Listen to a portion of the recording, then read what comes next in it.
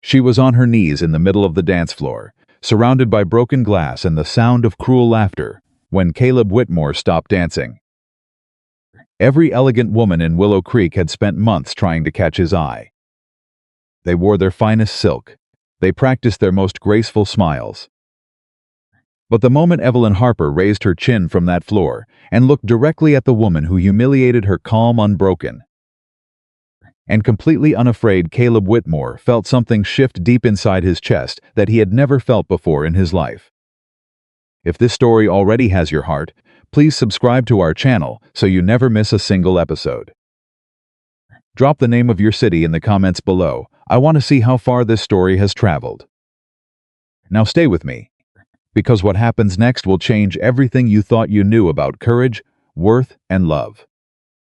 Evelyn Harper had learned a long time ago that the best way to survive in a town like Willow Creek was to make herself small. Not in her spirit.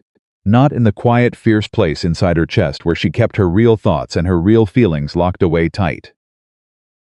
But in every other way that mattered to the people around her, in how she moved and how she spoke, in how she positioned herself at the edges of rooms so that important people never had to notice her unless they needed something carried or cleaned or fixed. She had been doing it since she was 17 years old, when she first came to work in the Harrington household. She had been doing it for 8 years.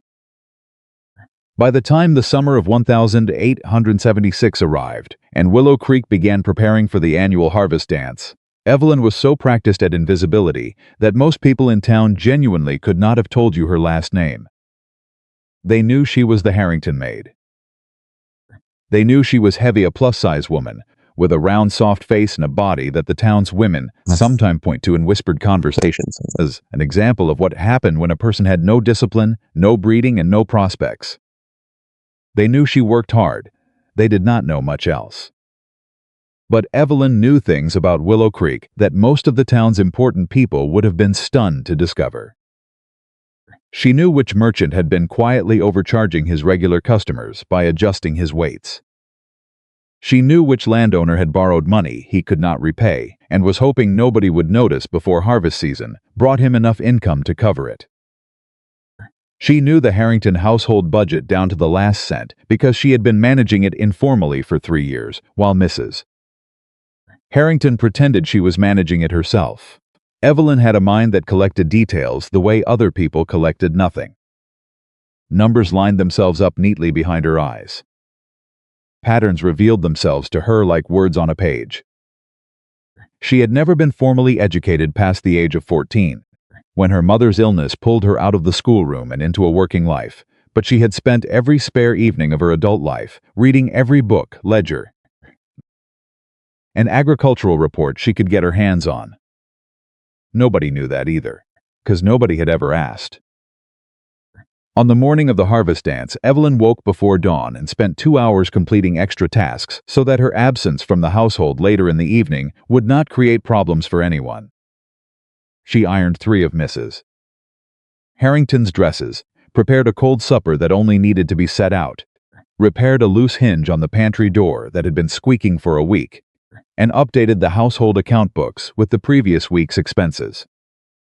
Then she put on her own dress, plain clean, well mended, the color of old cream, and walked to the Grange Hall where the dance was being held, because the Harrington family had asked her to assist with serving during the early hours of the event.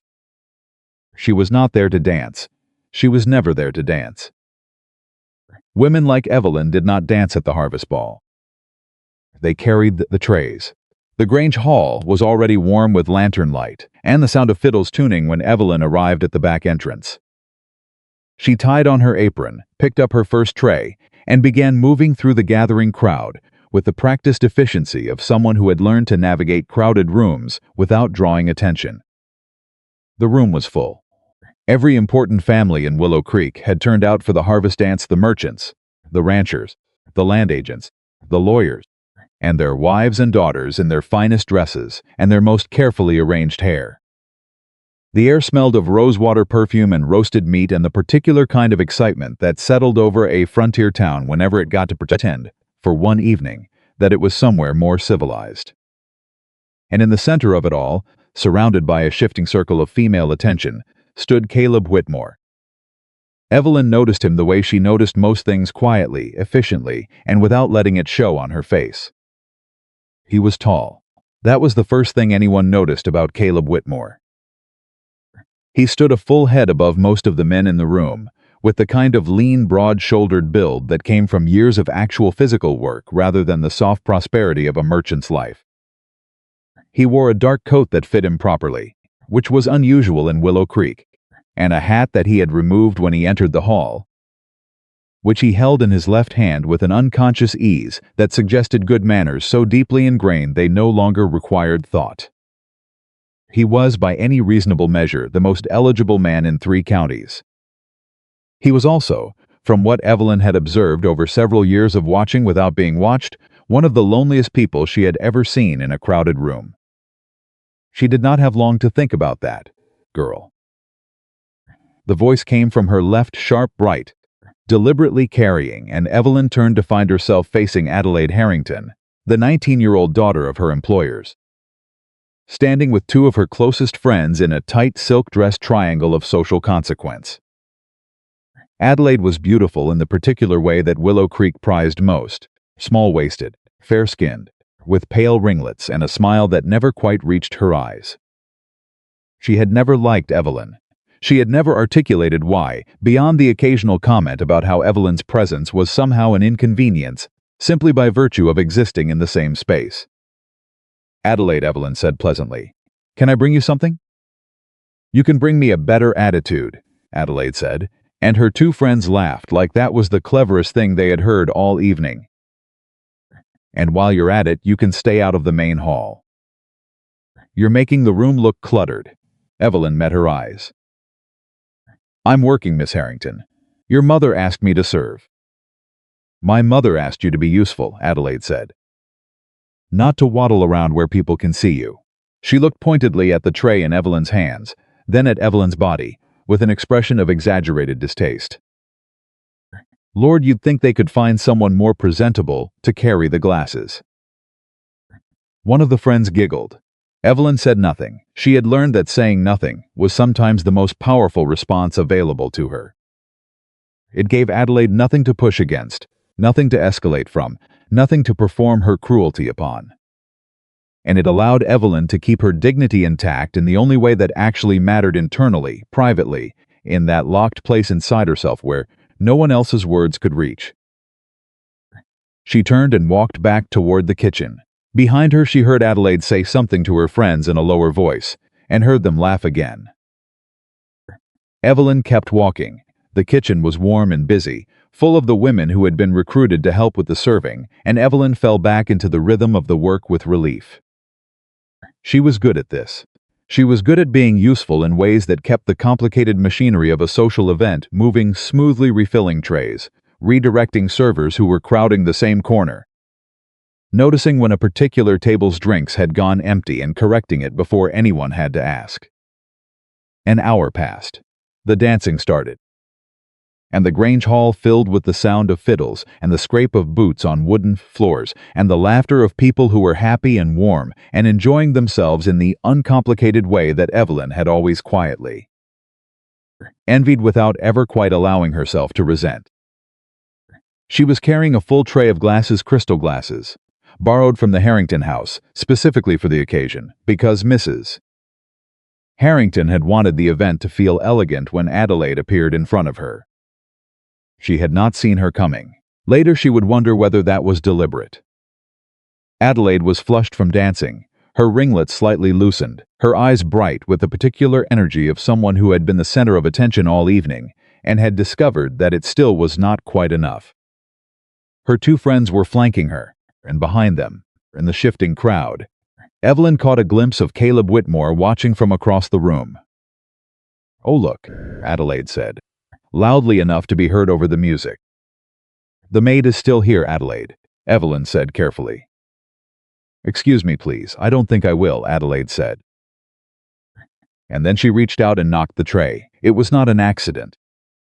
Evelyn knew in the fraction of a second before it happened that it was not going to be an accident. She saw the intention in Adelaide's eyes. The small, deliberate smile that curved her mouth just before her hand made contact and she tried to pull the tray back, tried to stabilize it, tried to save at least some of the glasses. But there were too many of them and she was not quite fast enough, and the whole tray tipped and the glasses went over the edge, and the sound of crystal shattering on a wooden floor at a crowded dance is not a subtle sound. The music stopped.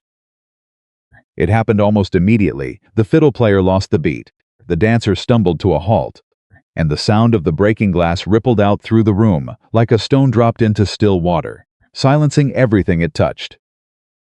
Hundreds of people turned. Evelyn stood in a circle of broken glass with an empty tray in her hands, and for one terrible moment every eye in the Grange Hall was on her. She felt it like a physical weight. All of it: the amusement, the pity, the contempt, the relief that it was her standing there and not one of them. Adelaide was clumsy, she said into the silence. Although I suppose we shouldn't be surprised. When you let certain kinds of people handle expensive things, this is what happens. Someone in the crowd laughed. It was a small sound, but it carried. Pick it up, Adelaide said. The smile had not moved. Every piece. Evelyn looked at the broken glass. There was a lot of it. The crystal had shattered beautifully, the way expensive things do, not into large safe pieces, but into dozens of small dangerous fragments that caught the lamplight and scattered across 20 square feet of floor. She looked back at Adelaide. "Miss Harrington," she said, and her voice was steady, which surprised her. "I will clean this up. Of course I will." "On your knees then," Adelaide said. "That's where it has to be done, isn't it? On your knees." She tilted her head slightly. "That's really where people like you belong." The room held its breath. Evelyn felt the blood drain from her face and then return, hot and fast. She felt the particular shaking that came not from fear but from the effort of controlling something much larger than fear, the anger, the grief, the exhaustion of 8 years of swallowing exactly this kind of moment without flinching. She set the empty tray down carefully on a nearby table. She looked at the glass on the floor. Then she looked directly at Adelaide Harrington, and she said something that she had never in 8 years of this work allowed herself to say. "I can get down on my knees and clean this floor, Miss Harrington." Her voice was quiet enough that people nearby had leaned in slightly to hear it, which meant the room got quieter still. "And I will, because it's my job and I take my job seriously. But I will not kneel because you told me that is where I belong. Because that is not true, and I think you know it isn't true. And I think that is exactly why you need to say it." The silence lasted 3 full seconds. Adelaide's smile disappeared. One of her friends made a small sound, not a laugh, something more uncertain, like a laugh that had lost its nerve halfway out. Then Adelaide said, her voice suddenly cold and clipped, "How dare you?" "I'm going to clean the floor now," Evelyn said. She went to the kitchen for a cloth and a box. She came back and she knelt, not because Adelaide told her to, but because the floor needed cleaning, and she was the one who was going to do it, and she cleaned every piece of broken glass from the floor with quiet, methodical care while the room around her slowly, unevenly, resumed the business of being a party. She did not cry. She had promised herself years ago that she would not give these moments her tears. They could have her knees. They could have her labor. They could not have her grief. She was nearly finished when she heard boots on the floor beside her, and she looked up, expecting one of the other servers, or possibly one of the Harrington family's older relatives, coming to express their displeasure. It was Caleb Whitmore. He was crouched down beside her, picking up one of the last pieces of glass. "You don't have to." "I know," he said. He placed the glass fragment carefully in the box. "I wanted to." She stared at him. He met her eyes, direct, steady, without the pity she had been bracing for, without the performative sympathy that men like him sometimes offered to women in difficult situations because it cost them nothing and made them feel generous. He just looked at her, like she was a person, like she was worth looking at. "That took courage," he said. "What you said." Evelyn looked back at the floor. It was probably foolish. Maybe both things are true. She picked up the last fragment and put it in the box and stood, and Caleb Whitmore straightened up beside her, all that impossible height, all that quiet, self-contained steadiness, and for a moment they were just two people standing together in the middle of a crowded dance, both of them slightly outside the room's usual social geometry. "I don't believe we've been introduced," he said. "I'm Caleb Whitmore."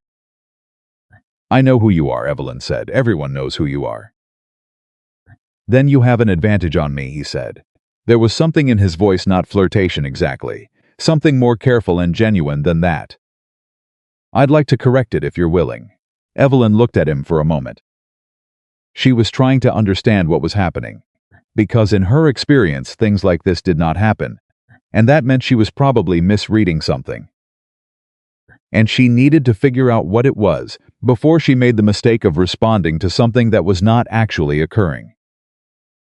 "Evelyn Harper," she said finally. "I work for the Harrington family." "Evelyn," he repeated, like he was committing it to memory. "It's a pleasure to meet you, Miss Harper." From across the room, Adelaide Harrington was watching them with an expression that had moved considerably past displeasure into something that looked more like the beginning of a genuine threat. But Caleb was not looking at Adelaide Harrington. He was looking at Evelyn. And Evelyn, who had spent 8 years learning to be invisible, found that for the first time in as long as she could remember, she was not entirely sure she wanted to be. She excused herself shortly after. There was still work to be done, and the conversation had already lasted longer than she could easily justify, and she was beginning to feel the edges of something she did not have words for, a kind of dangerous warmth. A loosening of something she had kept tightly wound for a very long time, and she did not trust it. She went back to the kitchen. She finished her shift. She walked home alone in the dark, through the warm summer night, with the sound of the fiddles fading behind her and the stars very bright above the Colorado plains. She told herself it had been an ordinary evening, a difficult one, but ordinary in the way that most of her evenings were difficult, the small ordinary difficulty of being a person that the world had decided did not deserve much consideration. She told herself she would not think about Caleb Whitmore. She thought about him the entire walk home. He had crouched down beside her on that floor. A man with 3,000 acres of prime cattle land and more money than most men in Colorado Territory would see in a lifetime.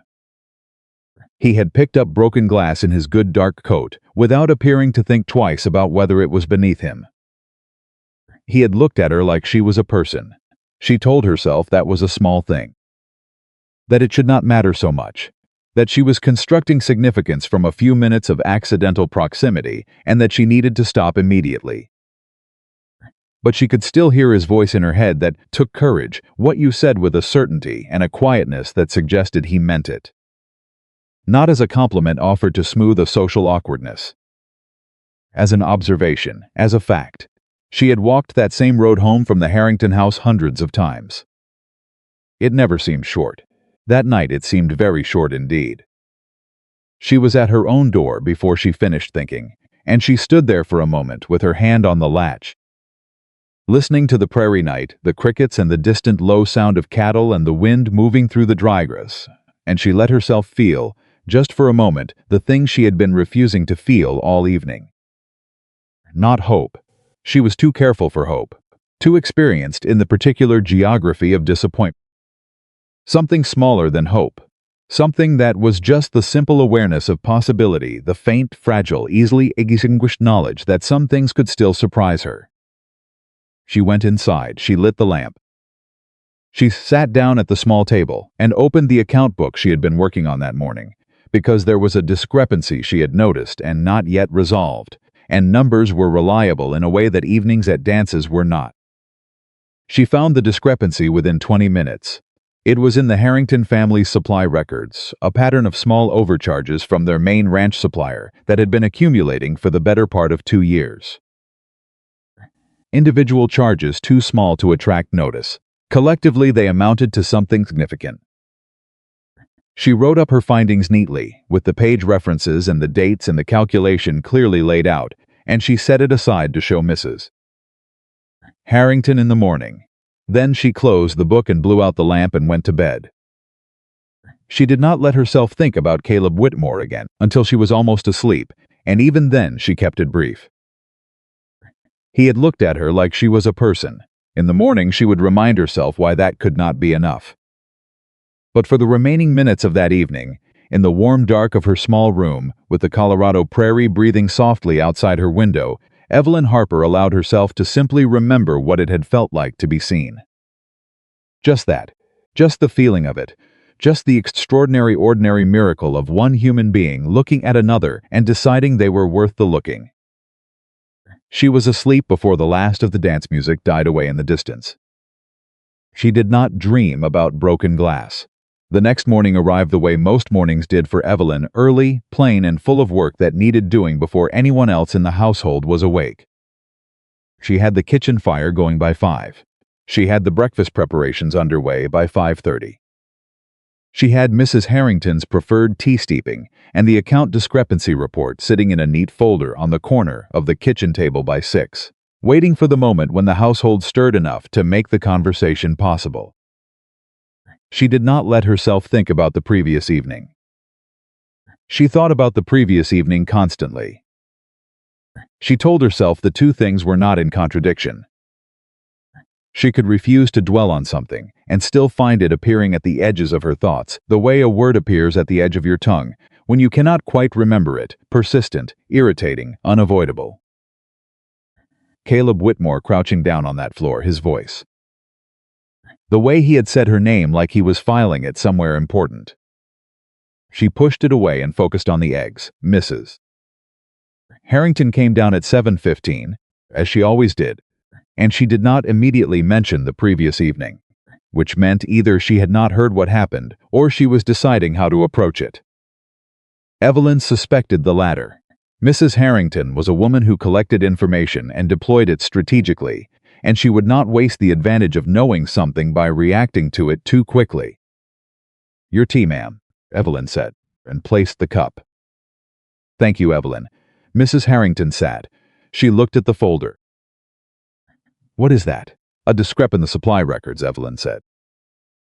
"I found it last night. I've written it up with the references."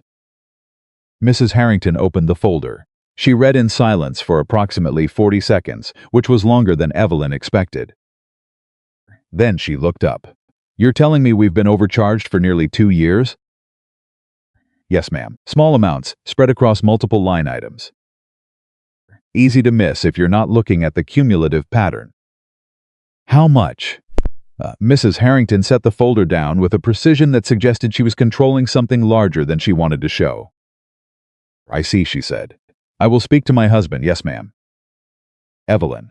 She paused. "Adelaide told me about the glasses." There it was. Evelyn kept her hands still at her sides. "I'm sorry about the crystal, ma'am. I'll find a way to replace." "Adelaide told me you were insolent," Mrs. Harrington said. "That you spoke to her in a way that was entirely inappropriate." Evelyn said nothing. She said you dropped the tray deliberately to cause a scene. "That isn't what happened," Evelyn said. "I know that isn't what happened, Mrs. Harrington said, and the unexpectedness of it made Evelyn blink. "I was across the room. I saw enough." She picked up her tea. "I will speak to Adelaide. What you said to her was still inappropriate, and I need you to understand that there are ways of maintaining your dignity that don't create difficulties for this household." "I understand, ma'am. I am not dismissing you, Mrs. Harrington said, "in case that is what you are waiting to hear." "Thank you, ma'am. The accounts discrepancy was good work," she added, almost as an afterthought.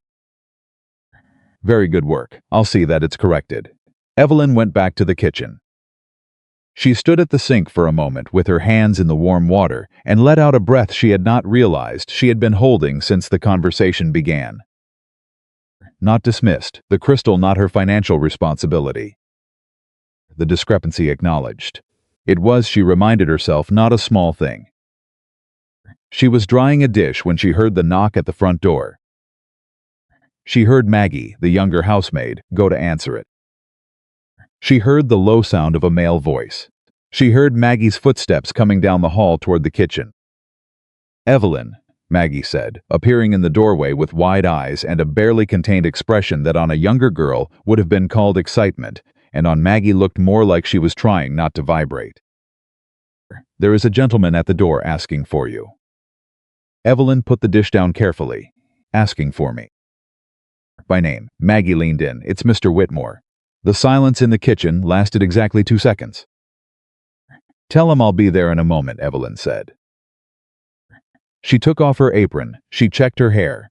She told herself very firmly that there was no reason for her heart to be doing what it was currently doing, and that whatever Caleb Whitmore wanted, it was almost certainly something practical and probably related to the Harrington family's supplier situation, which she had absolutely not mentioned to him because she had never had a real conversation with the man before last night. She walked to the front door. He was standing on the porch with his hat in his hands, the same good dark coat from the previous evening, the same quiet, settled quality about him that she had noticed before, as though he occupied space differently than most people did. More deliberately, more at peace with the specific amount of room he took up in the world. Miss Harper, he said. Mr. Whitmore, she said. This is a surprise. I imagine it is. He turned the hat in his hands, once the only sign of any uncertainty. I wanted to make sure you were all right. After last night. Evelyn looked at him steadily. I'm fine. You sure? I've been finer, she said. And something about the honesty of it surprised both of them. And for a brief moment something almost like a smile moved across Caleb Whitmore's face. That's fair, he said. I also wanted to ask you something. And I want to be straightforward about it, because I don't see much point in being otherwise. Evelyn waited. I'm looking for someone to manage the accounts at my ranch, he said. The Whitmore operation it's gotten large enough that I need someone who can keep proper records, track the supplier contracts, flag problems before they become expensive. I've had 3 different men try it in the last 4 years, and none of them lasted. Why not? Evelyn asked. Mostly because they cared more about what the job looked like than what it actually required, Caleb said. It requires somebody who pays attention, somebody who can see what's actually there instead of what they expect to see. He paused. Last night you told me my supplier had been overcharging me. Evelyn felt something go very still inside her. I shouldn't have said that. You were right, he said. I checked this morning. You were right. He met her eyes. How did you know? I've seen the same pattern in the Harrington accounts, she said. Small incremental adjustments in the line items. It looks like rounding error until you add it up across the year. How long have you known about it? I noticed a similar pattern in our records about 3 months ago, she said. I confirmed it last night. I just presented it to Mrs. Harrington this morning. Caleb nodded slowly. Miss Harper, I would like to offer you a position at the Whitmore Ranch as bookkeeper and operational manager. The silence stretched. Evelyn stared at him. You're offering me a job, she said. Yes. Based on one conversation, based on the fact that you identified a financial irregularity in my operation without access to my records, just from general pattern recognition, in the middle of what I can only describe as an extremely difficult social situation. He said it plainly, without inflation. And based on what I saw last night, which told me something about your character that no amount of references could have.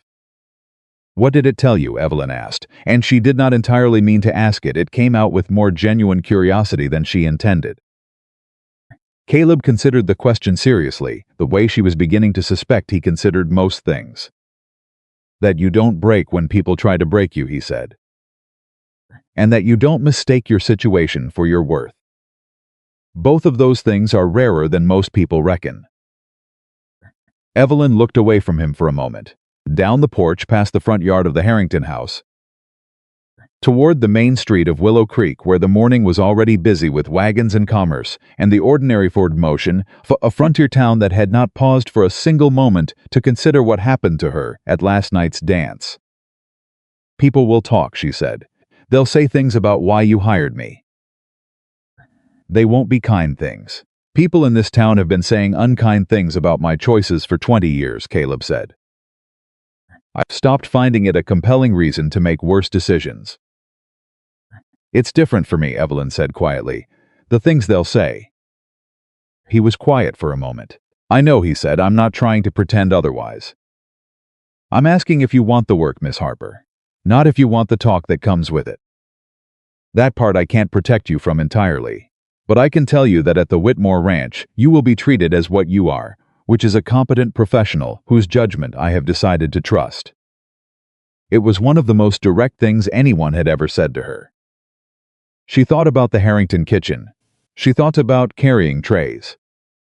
She thought about Adelaide Harrington's voice saying, "That is where people like you belong," and the 8 years of similar voices before it, and the indefinite number of similar years ahead, if nothing changed. "What does the position pay?" she asked. He named a figure. It was 3 times what she made at the Harrington house. She kept her face very carefully neutral. "I'll need to give Mrs. Harrington proper notice. 2 weeks. Caleb nodded. "That's fine. And I want it clear," she said, "that I'm coming to work. Not I want the arrangement to be professional." "That's all I'm offering," he said, and his voice was quiet and even, and she believed him, which was either wisdom or the very beginning of something far more complicated than wisdom. "Then I accept," Evelyn said. Caleb put his hat back on. He nodded once, a small, settled nod, like something had been resolved rather than begun. "I'll have the contract ready when your notice is done," he said. "Thank you, Miss Harper. Thank you, Mr. Whitmore." He walked back down the porch steps. Evelyn stood at the door and watched him go, and told herself firmly that she was not watching him go. She was simply standing at the door. It was a door. She often stood near it. She went back inside. Maggie was in the hallway, failing to look like she had not been listening. Maggie said, "I've given my 2 weeks' notice," Evelyn said. "Please don't make a thing of it." Maggie made an enormous thing of it. By the end of the day, everyone in the Harrington household knew. By the end of the following day, everyone in Willow Creek knew. And the version that reached most people bore only a passing resemblance to what had actually occurred, because Willow Creek was a town that preferred its stories to have a simpler shape than the truth usually provided. The version that circulated most widely was this: the fat maid had done something at the harvest dance, nobody could agree on exactly what, and Caleb Whitmore had felt sorry for her, and he had offered her a job out of charity. And she had accepted it, because of course she had. Because a woman in her position would take whatever she could get. Adelaide Harrington added her own detail, which spread quickly. Because Adelaide had always been good at spreading things, Evelyn had thrown herself at Caleb Whitmore. She had manufactured the scene, with the glasses on purpose to get his attention. She was calculating. She was desperate. She was the kind of woman who would do anything to get her hands on a wealthy man's household. Evelyn heard some of this and ignored all of it with the practiced efficiency of someone who had learned that engaging with a lie often gave it more life than ignoring it. She worked her 2 weeks at the Harrington house. She trained Maggie on the account simplified version, the parts Maggie would need, and she organized the supply records neatly and wrote up a clear summary of the overcharging situation with every piece of evidence properly labeled. She left the Harrington household in better shape than she found it in almost every measurable way. On her last morning, Mrs. Harrington found her in the kitchen. "I want you to know," Mrs. Harrington said, "that I think you are making a mistake." Evelyn looked at her steadily. "Yes, ma'am, not because of the job, Mrs. Harrington said, and she sounded surprisingly honest about it. "The job is a fine opportunity, I mean the situation. People will make assumptions about you and about him. And those assumptions will follow you. They already follow me," Evelyn said. "Everywhere I go." Mrs. Harrington was quiet for a moment. "That's true," she said finally. "I suppose they do." She set something on the table, an envelope. "Your wages plus a month extra. You've earned it." Evelyn picked up the envelope. "Thank you, ma'am." "He's a good man," Mrs. Harrington said, which was the last thing Evelyn expected her to say. "Difficult himself private, but a good man." She paused. "Don't let them make you doubt what you're worth, Evelyn. Not his people, not this town, not anyone." It was the most human thing she had ever said to her in 8 years. Evelyn thanked her and meant it, and walked out of the Harrington house for the last time. The Whitmore ranch was 4 miles outside of town, and Caleb sent a wagon for her belongings. which was practical and nothing more. And Evelyn told herself that firmly and believed it, and arrived at the ranch on a Tuesday morning in late September with a trunk of her belongings and a folder of questions she had prepared regarding the ranch's existing record-keeping systems. Caleb met her at the main house. He introduced her to the ranch hands. There were 11 of them, varying ages, varying degrees of visible opinion about the situation, and he introduced her with the same plain directness he seemed to bring to everything. "This is Evelyn Harper," he said. "She'll be running the books and managing supplier relations going forward. Anything she needs, you get it for her. Any question about accounts or contracts, she's the one to ask. We clear?" A large man named Dave, who appeared to be the foreman and who had a face that expressed skepticism as its default setting, looked at Evelyn with a long, measuring look. "She's had experience with ranch operations," he asked, not of Evelyn but of Caleb. "Ask her," Caleb said. Davis looked at Evelyn. "I have experience with the financial side of 2 agricultural operations, and I learned the rest fast," Evelyn said. "What's your biggest problem right now with the supply chain?" Davis blinked. "What, your biggest operational headache?" "What is it? Materials delivery, vendor reliability, seasonal contract timing." Davis's expression shifted not into approval exactly, but into the particular attention of a man who had expected to dismiss someone and found himself momentarily unable to do it. "Feed contracts," he said after a pause. "We've been renegotiating with the same supplier for 3 years, and the price keeps going up without any obvious reason." "Get me the last 3 years of feed contracts," Evelyn said. "I'll have an analysis for you by end of week." Davis looked at Caleb. Davis looked back at Evelyn. "All right," he said. That was not approval, but it was the beginning of the possibility of it, and Evelyn had learned to build from smaller foundations than that. She spent her first week at the Whitmore Ranch doing almost nothing but reading. She read every financial record she could get her hands on: contracts, ledgers, correspondence with suppliers, notes from previous bookkeepers. She read them the way she read everything, which was thoroughly and with the specific quality of attention that noticed not just what was there but what was not there, and what should have been.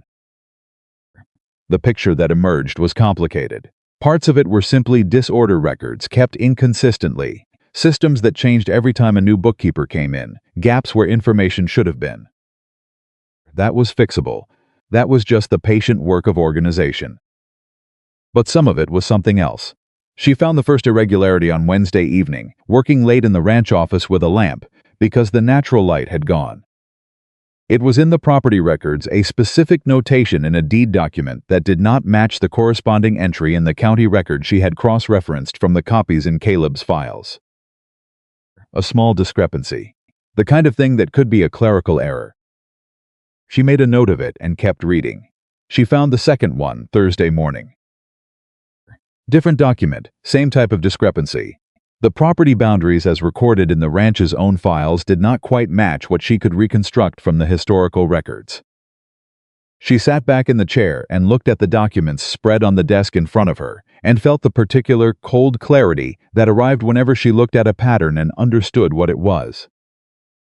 This was not clerical error. This was deliberate. Someone had been making small adjustments to the property records. Small enough to be individually deniable, large enough, in aggregate, to shift the documented boundaries of the Whitmore land in ways that would matter enormously if anyone ever challenged them. She needed more information before she could take this to Caleb. She needed to know whether the alterations were only in his records or whether they existed in the county documents as well. She needed to understand when the changes had been made and how. She stayed in the office until past midnight. She had the outline of the answer by the time she blew out the lamp. It was worse than she had initially thought. She found Caleb at breakfast the next morning, which had become a routine. In less than a week he rose early. She rose early.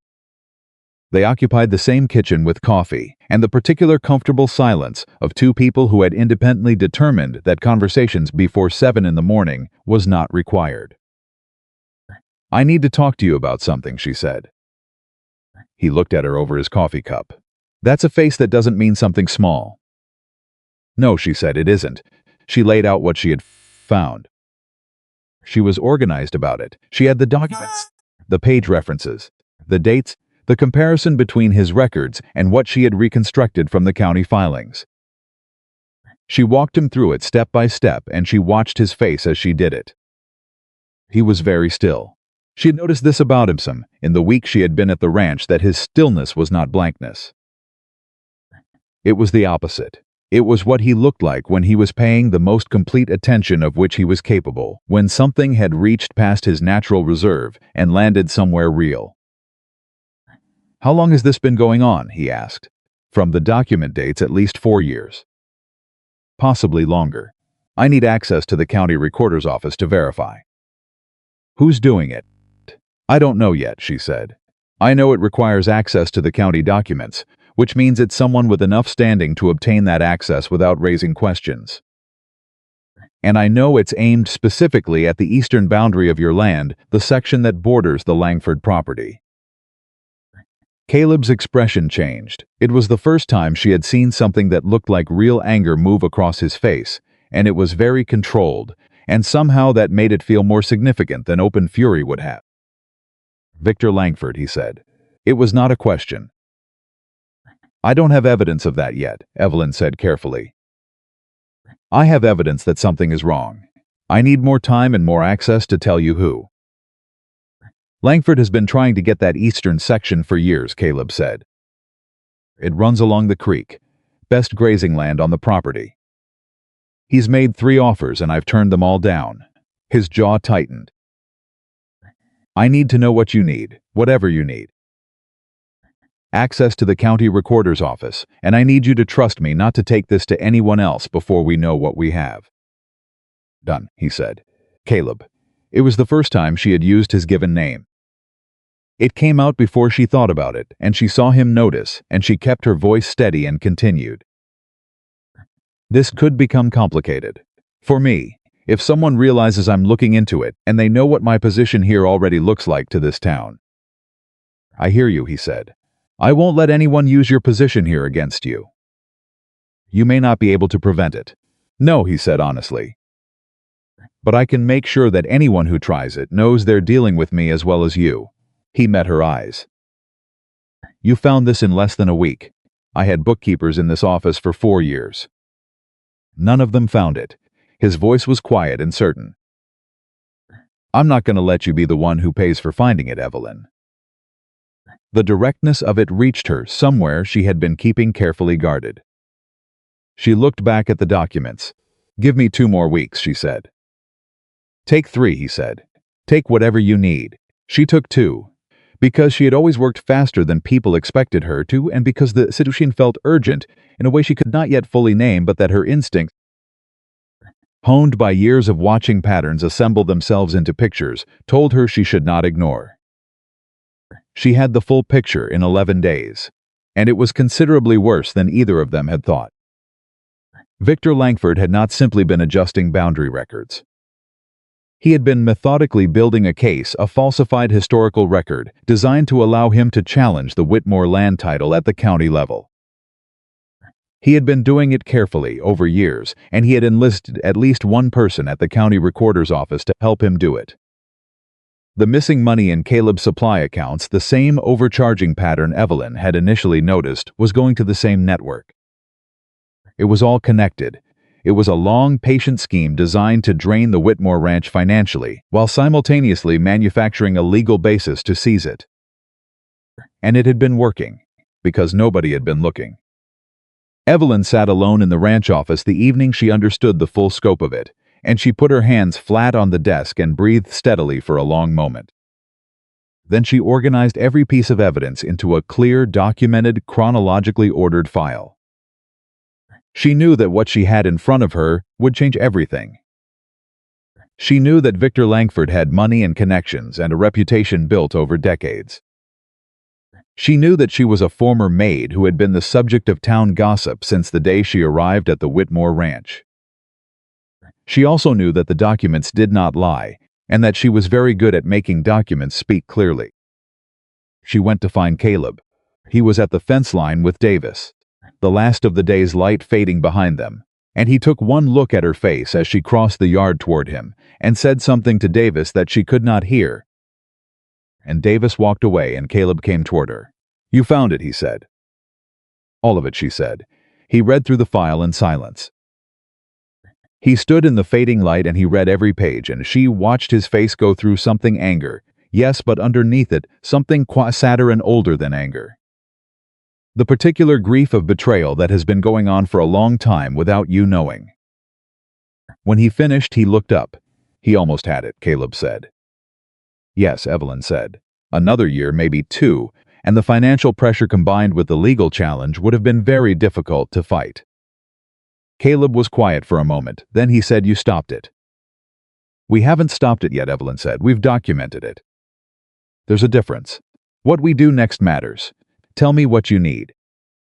"A lawyer," she said. "Not someone local." She paused. "And I need you to understand that when this comes out, and it has to come out, the story people will tell about it will include me. And some of those people will make sure my role in it sounds like something other than what it is." Caleb looked at her with that same level, steady attention. "What are you afraid they'll say?" "That I manufactured it," she said quietly. "That I planted evidence or exaggerated what I found to make myself important. To make myself necessary." She kept her eyes on his. "Because that is a story that has a ready-made audience, and Victor Langford is exactly the kind of man who will know how to tell it." Caleb said nothing for a long moment. "Do you think I'll believe that story?" he asked. She met his gaze. "I think that's the question I'm asking you," she said. "Before this goes any further, because I need to know the answer." The last of the light was going. The prairie was settling into the enormous quiet of a western evening, the kind of quiet that made everything feel more serious than it already was, if that was possible. Caleb looked at her, really looked at her, in the direct and unhurried way she had noticed from the very first night. That quality of attention that felt entirely unlike the way most people looked at her, which was briefly in a way, and he said, "No, just that one word, completely certain." "No," he said again, quieter. "I won't believe it. Because I've been watching you work for 2 weeks, and I know what I've seen, and no story is going to change what I know." He paused. "And because the kind of woman who would do what you just described would not have warned me about it first." The air between them held something that neither of them chose to name yet. Evelyn looked back toward the ranch house, toward the light in the office window where the file sat on the desk, toward the work that was still ahead of them. "All right," she said. "Then let's find a lawyer." The lawyer's name was Edmund Carr, and he came from Denver. Caleb had written to him the morning after Evelyn laid out the full scope of what she had found. And Edmund Carr had arrived 6 days later on the Tuesday stage with a leather case full of legal references and the particular sharp-eyed quietness of a man who had spent 30 years in territorial law and had learned to assess a situation before he opened his mouth. He spent 4 hours with Evelyn's documentation. 4 hours of silence mostly, broken occasionally by the sound of pages turning and the scratch of his pen making notations, and once, about 2 hours in, a low sound that was not quite a word but that Evelyn interpreted as the sound a careful man makes when something surprises him. When he finished, he looked up at Evelyn across the desk. "How long did it take you to compile this?" he asked. 11 days, she said. He looked at her for a moment. "You had accounting training?" "No formal training," she said. "I'm self-taught." Edmund Carr set his pen down. "Miss Harper, I have seen fraud cases prepared by men with law degrees and 20 years of practice that were less organized than this file." He tapped the folder. "This is excellent work. This is the kind of work that wins cases." Evelyn felt something warm and complicated move through her chest, and she kept her voice level. "Can we win this one?" "That depends on what happens at the county hearing," he said. "The documentary evidence is strong, very strong. But Langford will argue it's fabricated. He'll attack the source. He'll argue that a woman in your position, new to the ranch, no formal credentials, with what I understand is a somewhat controversial appointment, had motivation to manufacture evidence to secure her role." "I know," Evelyn said. "Are you prepared for that?"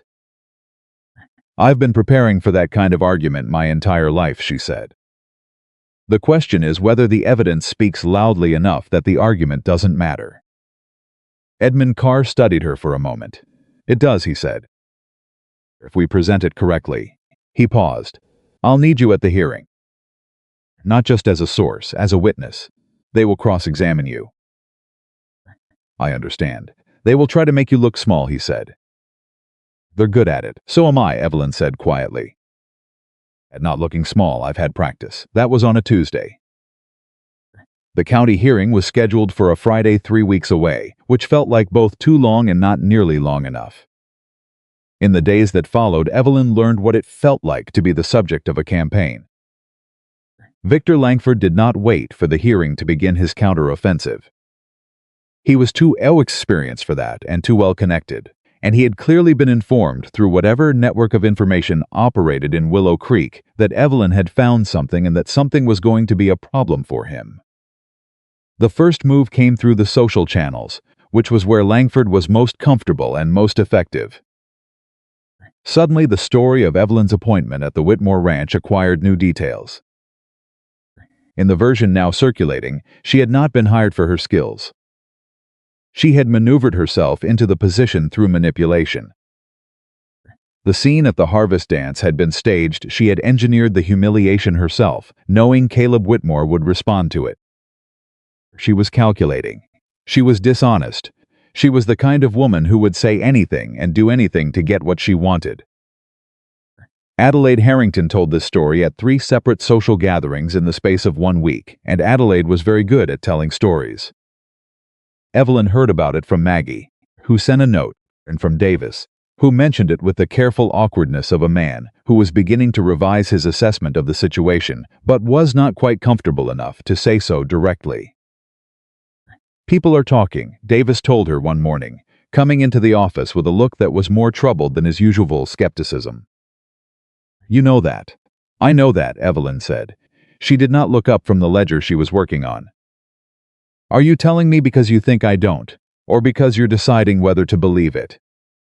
Davis was quiet for a moment. I've watched you work for 3 weeks, he said. I know what I've seen. She looked up then. Then that's your answer, she said. What other people are saying doesn't change what the numbers say. And the numbers are there for anyone to read. Davis nodded slowly. All right, he said. That was becoming his characteristic response to her, and she was beginning that from Davis it carried more weight than most men's explicit declarations. The second move came on a Thursday evening, 2 weeks before the hearing. Evelyn was working late in the office. She had been working late most evenings, refining the documentation, preparing for the cross-examination questions Edmund Carr had walked her through, anticipating every angle of attack she could conceive of and developing clean, factual answers to each when she heard boots on the porch and then a knock at the door that was not the knock of anyone from the ranch. She opened the door. Victor Langford stood on the porch. He was a tall man, thick through the shoulders, with the kind of solid physical presence that had probably been genuinely imposing when he was younger and now read more as bulk than strength. He had a broad face, pale eyes, and the expression of a man who was accustomed to walking up to doors and having them opened for him without question. He looked at Evelyn. He looked at her, the way men like him usually looked at women like her, a quick inventory, dismissive, designed to communicate in a single glance that he had already determined she was not worth the full attention of his regard. Miss Harper, he said, Victor Langford, I think you know who I am. I do, Evelyn said. She did not move from the doorway. I'd like to have a conversation, he said, a private one. Before things go further than they need to. Mr. Whitmore isn't here this evening, Evelyn said. Anything you want to discuss with regard to ranch business should go through Mr. Carr. It isn't Whitmore I want to talk to, Langford said. His voice was pleasant, professionally pleasant, the way a man's voice is when he has decided that pleasant will work better than direct for the first few minutes. It's you. She held the door and looked at him. Miss Harper, he said, I'm going to be straightforward with you. You've found some documents that you believe tell a particular story. I understand that, and I understand that you've presented that story to a lawyer, and there's going to be a hearing, and everyone involved is going to spend a great deal of time, and money and energy on something that doesn't need to go that far. "What are you suggesting?" she asked. "I'm suggesting that documents can be interpreted different ways," he said. "And that a woman in your position, a woman who came to this ranch under circumstances that people are already questioning, would benefit from not being at the center of a very public dispute." He paused, letting that settle. "I have connections in this county, Miss Harper. I have connections in Denver. I have the kind of connections that can make a person's professional life very easy or very difficult, depending on how situations resolve themselves."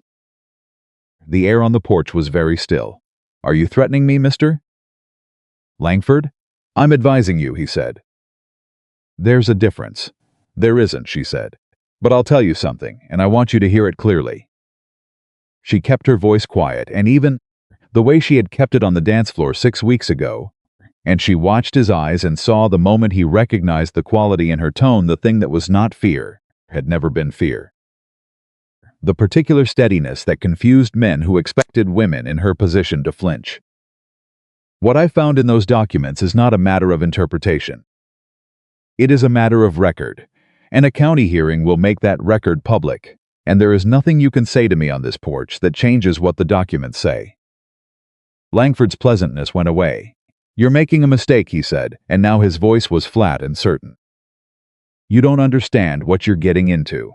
You're a maid from a small town with no family, no credentials, and a very precarious position that exists entirely because one man decided to take an interest in you. That interest can change." "It won't," said a voice behind him. Langford turned. Caleb Whitmore was standing at the bottom of the porch steps. He had come back from checking the east fence line early, and he had heard enough. And he was standing with the particular quality of stillness that Evelyn had come to understand was not calm, but the thing that looked like calm when a man was controlling something very large and very cold underneath. "Caleb," Langford said, and his voice adjusted back to pleasant, with a speed that told Evelyn everything about how practiced it was. "I was just having a conversation with I heard what you were doing," Caleb said. He walked up the porch steps and he positioned himself beside Evelyn, not in front of her, not between her and Langford, but beside her, which she noticed and which mattered, and he looked at Victor Langford with 20 years of accumulated knowledge about exactly what kind of man this was.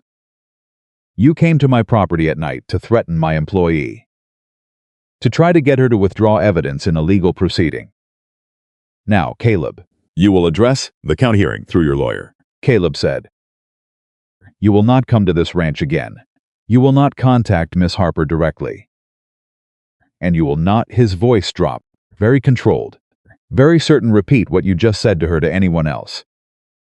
Because I promise you that anything you say about her publicly becomes part of the record of what you've been willing to do to protect yourself."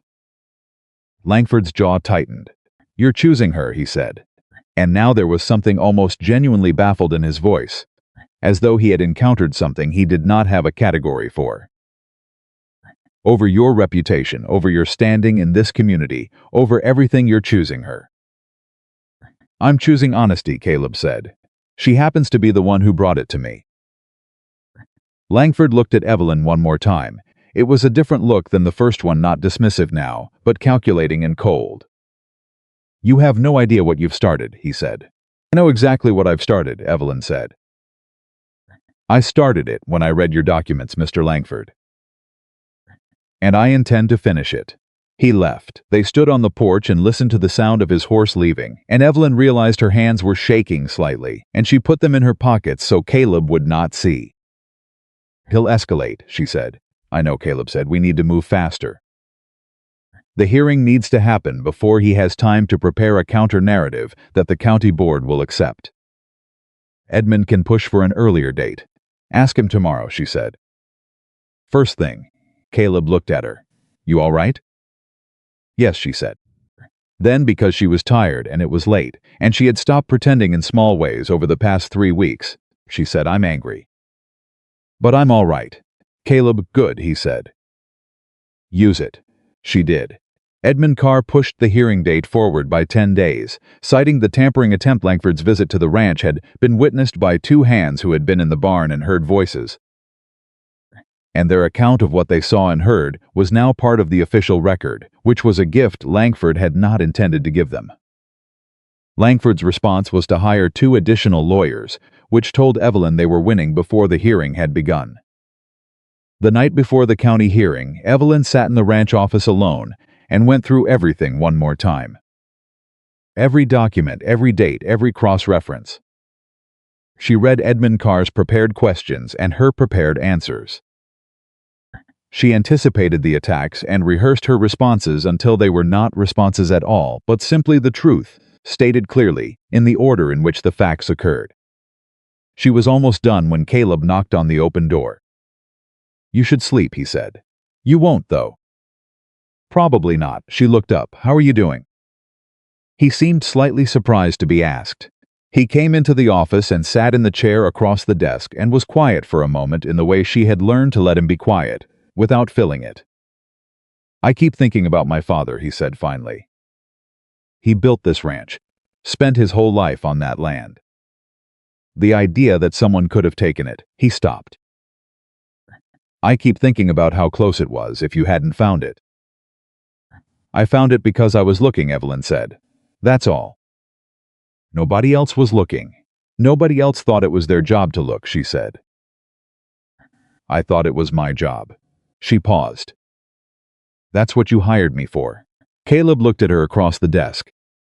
The lamp was between them, warm and small against the dark, and the ranch was quiet around them the way it got in the deep of the night. "It's more than that," he said. "What you've done here." "You know that." Evelyn looked at the papers on the desk. "One thing at a time," she said.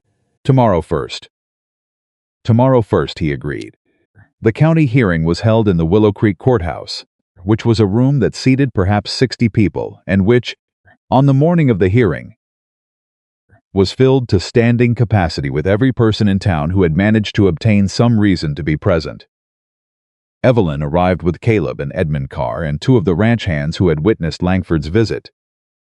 And she was aware, with the same peripheral sensitivity she had developed over years, of being in the room that people watched without acknowledging they were watching, that the moment she walked through the courthouse door, every conversation in the room shifted in some small way. She kept her chin level and her pace even, and she went to the table Edmund had indicated, and she sat down and she opened her folder. Victor Langford was already seated at the opposite table. He had his 2 lawyers flanking him, and behind him several men who appeared to be there as a show of social support, the kind of financial solidarity that announced itself through the quality of the coats involved. He did not look at Evelyn. Adelaide Harrington was in the gallery. She caught Evelyn's eye and looked away immediately, which told Evelyn something about how Adelaide had been calculating the odds. The county board chairman opened the proceedings, and Edmund Carr presented the case with the clean, methodical precision that Evelyn had admired since their first meeting. He walked through the documentary evidence in chronological order. He presented the altered records alongside the originals. He presented the financial analysis of the supply overcharging and its connection to the broader scheme. He was clear and unemotional and entirely devastating, and Evelyn watched the faces of the board members as he spoke, and saw the moment it happened about 25 minutes into Edmund's presentation. When he laid the 2 versions of the boundary document side by side, when the majority of them understood what they were looking at. Then Langford's lead lawyer stood up.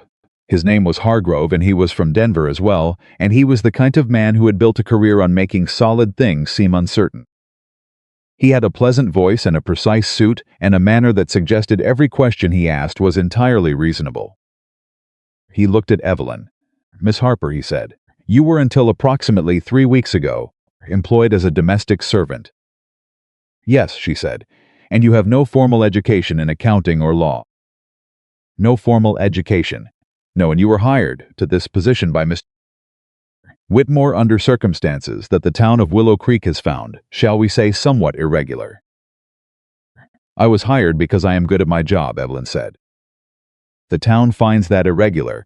I can't speak to what the town finds regular." A small sound moved through the gallery. Not quite laughter. The edge of it. Hargrove did not flinch. Isn't it possible, he said, that the documents you have presented were assembled selectively to support a conclusion you had already decided to reach? That a woman in an insecure position might have motivation to manufacture evidence that makes her role at the ranch seem indispensable? Evelyn had known this question was coming. She had known it was coming since the night Victor Langford stood on the porch, and she had understood the shape of the argument he would make. She had prepared for it, the way she prepared for everything, thoroughly, calmly, from multiple angles. She looked at Hargrove and she said, "Mr. Carr, would you please present Exhibit 14? Edmund placed the document on the board chairman's table. That, Evelyn said, is a letter from the county recorder's office dated 4 years ago, in which a junior clerk named Aaron Settle requested guidance on a specific property document amendment procedure. That letter was filed and forgotten. It was not in Mr. Whitmore's records. I found it during a review of the county's own correspondence files, which I was permitted to access through Mr. Carr's legal authority." She paused. "I could not have manufactured that letter. It predates my employment at the Whitmore Ranch by 4 years. It predates my employment in this county by 4 years. It was written by a man who has since left his position at the county office, and whose departure was, as the dates show, approximately coincident with the completion of the boundary adjustment scheme." The room was very quiet. "The question," Evelyn continued, "is not whether I manufactured evidence. The question is whether Aaron Settle still lives in Colorado Territory, and whether his testimony about why that letter would be useful to this board." Hargrove was very still. Langford's head had turned slightly, and for the first time since the hearing began, he looked at Evelyn. Really looked at her, with the particular attention of a man who had just understood that the thing I thought he was managing was considerably larger than he had believed. Edmund Carr said quietly, "Mr. Chairman, we have located Mr. Settle. He is currently residing in Pueblo. He has agreed to provide a written deposition.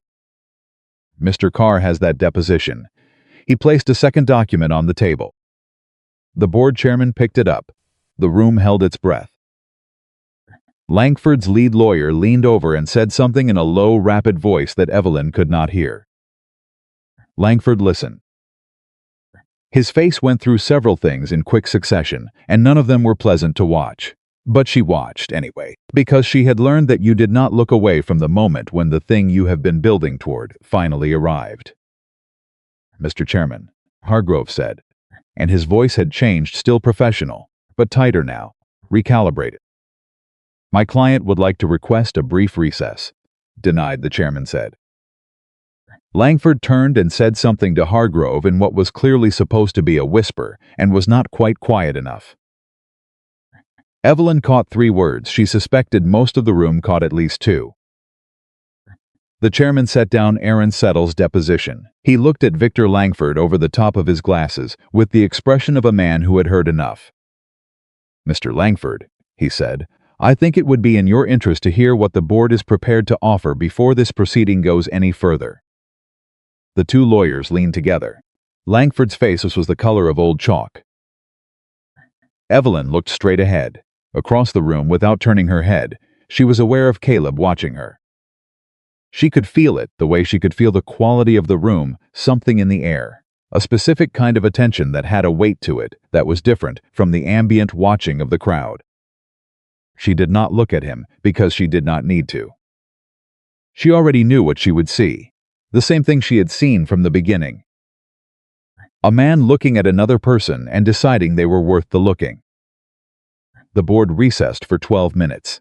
When they returned, the chairman announced that the proceedings would continue with a full review of the contested documents, that a formal investigation into the county recorder's office would be opened, and that all property boundary claims currently in dispute were suspended pending the outcome.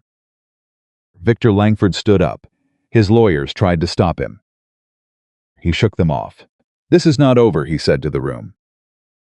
It was a mistake, the kind of mistake a man makes when he is frightened and the frightened part is winning over the calculating part, and everyone in the room heard it for what it was. "Not a threat. It's over," the chairman said simply. It was not entirely over. Evelyn knew that. Legal proceedings did not end in courtrooms in a single session, and Victor Langford had money and connections and the kind of stubborn combativeness that did not concede a loss until every possible option had been exhausted. There would be more hearings. There would be more documents and more lawyers and more months of careful grinding work. But the thing that needed to happen in that room had happened. The truth had been stated clearly in front of witnesses, with documentation that could not be undone. The falsified records were in the open. Aaron's Settle's deposition was in the official record. Victor Langford's scheme was visible, and visibility was the thing it had never been able to survive. As the crowd began to move and the room filled with the particular noise of 60 people processing something significant, Evelyn stayed in her seat for a moment and did not move. She let herself feel it, not triumph, exactly. Something more complicated and more complete than triumph. The particular sensation of having done a thing that needed doing, in the face of every reason not to. She felt a hand settle briefly on her shoulder. She looked up. Caleb. He did not say anything. He did not need to.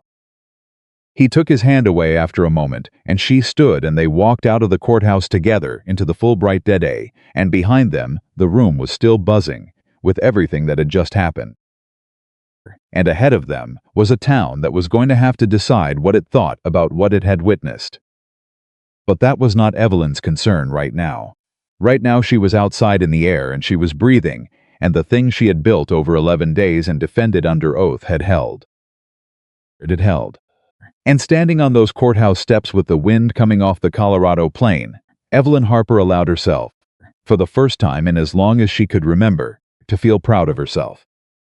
Not grateful, not relieved, not careful, proud. It felt like something she should have claimed a long time ago. Davis was waiting at the bottom of the steps. He had come to the hearing without being asked, which she had noticed and not commented on. He looked at her when she came down and he said nothing, but he touched the brim of his hat in a gesture that said more than he would have known how to put into words, and Evelyn accepted it for what it was. Edmund Carr was already talking to 2 of the board members, his legal case open in his hands, building the follow-up work while the moment was still fresh. The crowd moved around them, and Adelaide Harrington, passing close to Evelyn in the dispersing crowd, slowed for just a moment. She did not speak. She looked at Evelyn with an expression that had moved past contempt into something less certain, something that looked, at the edges, almost like the beginning of a reckoning with herself. She kept walking. Evelyn watched her go. She did not feel satisfaction about it. She felt something quieter, the particular peace of a person who does not need the acknowledgement because they already know what they did and why they did it. Caleb came to stand beside her. "How are you doing?" he asked. And it was the same question he had asked on the porch after Langford's visit, and this time she did not need a moment before she answered.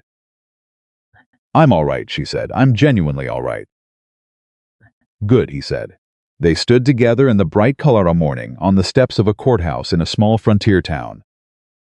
And the work that remained was still large, and the road ahead was still uncertain, and Willow Creek was still a town with long memories and short patience for anything that did not fit the shape it expected.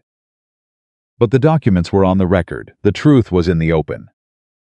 And the woman everyone had decided not to see had made sure of it.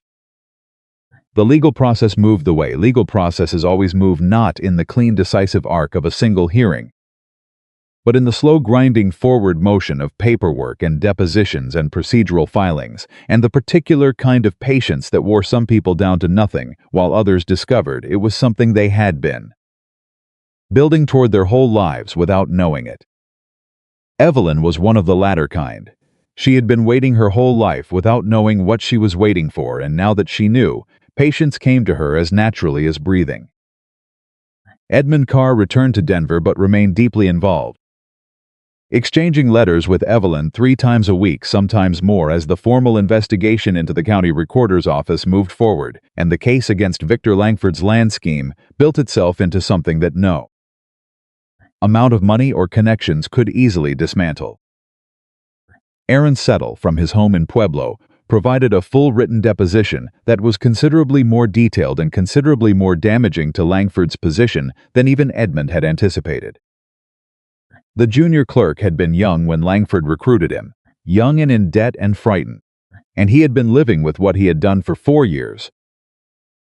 And the opportunity to put it in writing and be done with it seemed to release something in him that had been pressing against the inside of his chest for a very long time. Evelyn read his deposition twice and felt something she did not entirely expect, which was compassion. He was not a good man who had done a good thing, but he was a frightened man who had done a terrible thing, and had not entirely forgiven himself for it, and that was human in a way she recognized. She told Caleb as much one evening in the office. "You feel sorry for him," Caleb said. It was not quite a question. "Not sorry exactly," she said. "I understand him. There's a difference." She set the deposition down. People do things when they're scared that they wouldn't do any other time. Langford found him at exactly the right moment. Langford finds everyone at exactly the right moment, Caleb said. That's how he operates. He looks for people when they're vulnerable, and he offers them something they need, and he keeps the ledger. Evelyn looked at him. "Did he ever try it with you?" Caleb was quiet for a moment. "Once," he said, "about 6 years ago. After my father died and the ranch was in a rough patch. He came to see me with an offer partnership on the eastern section. Said he'd put in capital, help stabilize the operation." "What did you say?" "I told him I'd think about it," Caleb said. "I didn't sleep for 2 nights, and then I went back to him and turned him down, and he was very pleasant about it, which told me everything I needed to know about how dangerous he was." He paused. "If I'd been more desperate or younger or less stubborn about the land my father built, I might have said yes." "But you didn't." "No," he said. "But I've thought about it since." How close it was. How easy it would have been to say yes and not understand what I was agreeing to until it was too late. Evelyn considered this. "Is that why you believed me when I brought you the documents?" Caleb met her eyes. "I believed you because the documents were real and you are honest," he said. "But yes, knowing what Langford was capable of, knowing the kind of patience he has, it made the shape of what you found feel true before I could verify it." It was one of the most honest things he had said to her. And she filed it in the same internal place where she kept the other honest things he had said, a growing collection that she did not examine too closely, because examining it too closely led to thinking about things she was not yet sure she had the right to think about. The investigation ran for 7 weeks after the initial hearing. In those 7 weeks, the town of Willow Creek went through something that Evelyn observed with the careful attention she brought to everything, which was a slow and not entirely graceful process of revision. Small towns do not change their minds the way individuals do quickly in private, with the option of never mentioning it again. Small towns change their minds loudly and unevenly, and in stages, and different people arrive at the conclusion at different times, and through different routes. And the whole process has a particular texture of awkwardness that is also underneath, something genuinely human. The first shift came from the merchant community. The supply overcharging scheme that Evelyn had uncovered had not been limited to the Whitmore Ranch. When Edmund Carr and the county investigators began pulling at the threads, they found the same pattern in the accounts of 4 other local businesses, smaller operations, less organized, less likely to have noticed. The amounts were different, but the mechanism was identical. And when those merchants understood what had been happening to their accounts for years, and understood that it had been a woman from the Harrington household who had found it, the conversation in Willow Creek acquired a new dimension. A man named Henry Briggs, who ran the feed and grain supply and had lost more than $400 to the scheme over 3 years, came to the Whitmore Ranch on a Tuesday morning without an appointment and asked to speak with Evelyn. She met him in the front room. He was a compact, weathered man in his 60s, with the particular directness of someone who has spent his whole life dealing in concrete things, weights and measures and harvests, and the actual physical cost of keeping animals alive through a Colorado winter. He sat down and he looked at her and he said, "I owe you an apology." Evelyn waited. "My wife and I, we said things. About you and your position here. About why Whitmore hired you." He looked at his hat in his hands. "We were wrong about what we said, and we were wrong about the reasons we said it." And I'd rather say that to your face than have it sit unsaid." "I appreciate that, Mr. Briggs," Evelyn said. "What you did took something," he said. "You didn't have to dig that deep. You could have fixed the Whitmore accounts and left the rest alone, and nobody would have blamed you." "I would have blamed me," Evelyn said. He nodded slowly. "My wife wants to know if you'll come to dinner sometime," he said, and then looked immediately, as though he regretted the abruptness of it. "You don't have to. She told me to ask, and I told her it wasn't my business to extend invitations on your behalf, but she said ask anyway." Evelyn looked at him for a moment. "Tell her I'd be glad to," she said. "When things settle a little." Henry Briggs put his hat back on. "Good," he said, and stood up and shook her hand firmly, without hesitation, the way he would have shaken a man's hand, and left. Evelyn sat in the front room for a moment after he was gone and felt the particular compound emotion of being seen by someone who had previously looked right through her. It was not simple happiness. It had an ache in it, the awareness of how long it had taken and how unnecessary the delay had been. But it was real, and it was offered without calculation, and she accepted it for what it was. The second shift came from an unexpected direction. Margaret Simmons, who was the wife of the county land commissioner and one of the most influential women in Willow Creek's social hierarchy, requested a meeting with Evelyn at the end of the 4th week of the investigation. Margaret Simmons was 62 years old, had lived in Willow Creek for 35 of those years, and had the kind of quiet authority that did not need to announce itself because everyone already knew it was there. She arrived at the ranch on a Wednesday afternoon and declined the offer of coffee and sat across from Evelyn with her hands folded in her lap and her eyes sharp and direct. "I want to understand what you found," she said. "Not the legal version. The plain version. What was happening and how you found it." Evelyn explained it. She started with the pattern recognition, the small overcharges, the way they accumulated and moved through the property records and the boundary adjustments, and Aaron Settle and the deposition, and she explained it the way she explained most things, which was clearly and without decoration. Margaret Simmons listened without interrupting. When Evelyn finished, Margaret was quiet for a long moment. "My husband's office," she said, "is responsible for maintaining the county records." "Yes," Evelyn said. "The corruption in those records happened on his watch." "It happened in the office he oversees," Evelyn said carefully. "The investigation has found no indication that your husband was aware of it." "He should have been aware of it," Margaret said, and her voice was steady, but there was something in it that cost her. "He should have had systems in place that would have caught it." She paused. "He is a good man who was not paying close enough attention, and that allowed a bad man to use his office for something terrible. That distinction matters, and it also doesn't entirely matter." Evelyn said nothing.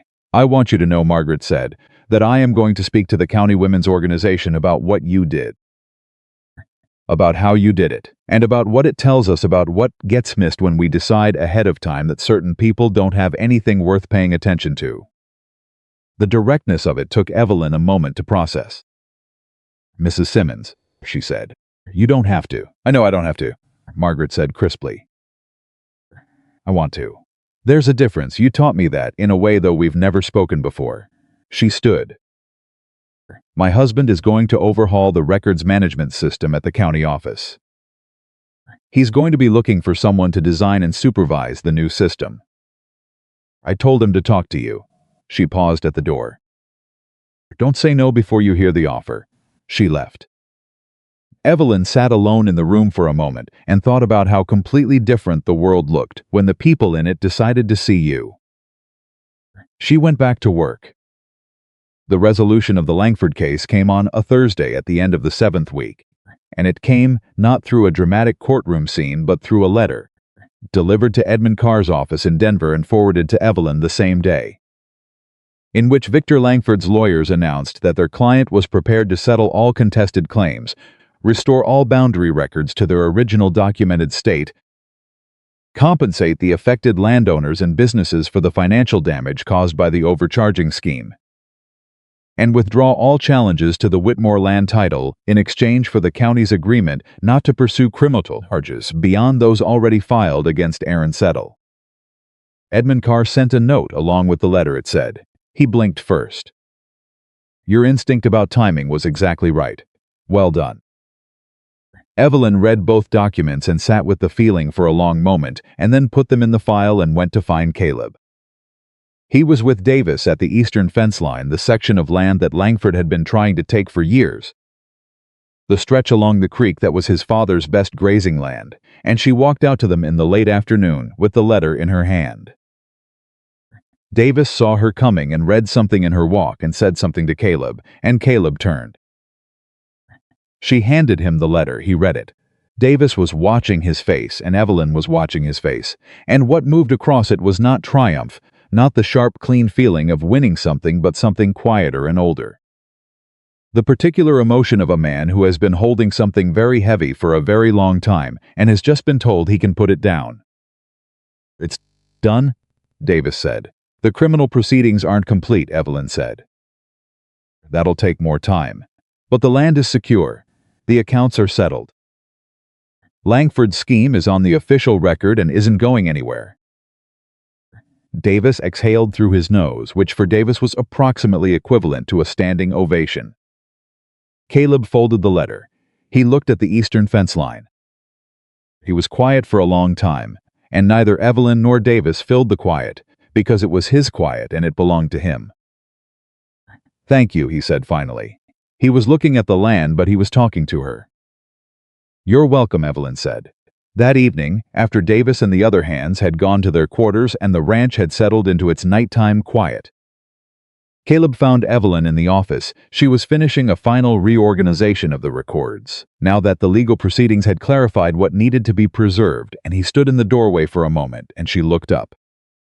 Leave that, he said. Almost done, he said. Come sit outside for a minute. She put her pen down and came outside with him, and they sat on the porch in the warm September dark, with the Colorado sky enormous above them and the sounds of the prairie moving around them in that steady, ancient way that made the particular concerns of human beings feel both very small and very important at the same time. He had 2 cups of coffee. He handed her one. I need to tell you something, he said. She waited.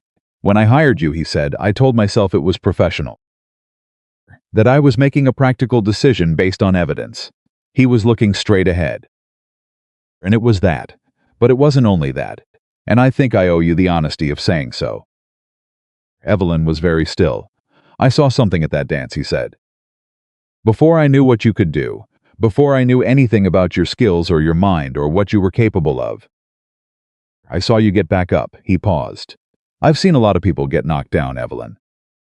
Most of them either collapse or they get hard. You got back up and you stayed soft, and I didn't know how that was possible, and I wanted to understand it. The night air moved between them. I still don't entirely understand it, he said. But I've watched you for 2 months, and I think it's because you know something that most people spend their whole lives not learning. What's that? She asked, and her voice was quieter than usual. That what people say about you isn't the same as who you are, he said. And that most people can't tell the difference, but you always could. Evelyn looked at the coffee cup in her hands. She felt the thing she had been carefully not feeling for 2 months pressing against the inside of her chest, not small anymore, not easily managed. A full and complicated feeling that had been building since a man crouched down beside her on a dance floor and picked up broken glass. Caleb, she said. I know, he said. I know what you're about to say. That this is complicated, that people will talk, that your position here becomes something different if he stopped. I know all of that, and I'm not asking you for anything tonight. I needed you to know that what I feel is real. That it isn't pity, and it isn't gratitude, and it isn't the story this town has been telling about it. It's just real. She was quiet for a moment. I have spent, she said slowly, not believing that someone would look at me and see what you say you see. I know, he said. And I don't know how to do this, she said. I don't know how to be in this situation, because I have never in my life been in this situation, and I don't want to do it badly. Neither do I, he said. Then we go slowly, she said. As slow as you need. And I'm still your bookkeeper, she said. And something in her voice shifted, something slightly lighter. something that was not quite humor but was adjacent to it. "The best I've ever had," he said. She looked at him then, for the first time in the conversation, directly, with the particular openness she reserved for things she had decided were worth being open about. He looked back at her in the way he had always looked at her, with that full, unhurried, undefended attention, and she let herself feel it for once, without analyzing it or managing it or putting it in a box labeled things that probably aren't real. It was real. She knew it was real. "All right," she said.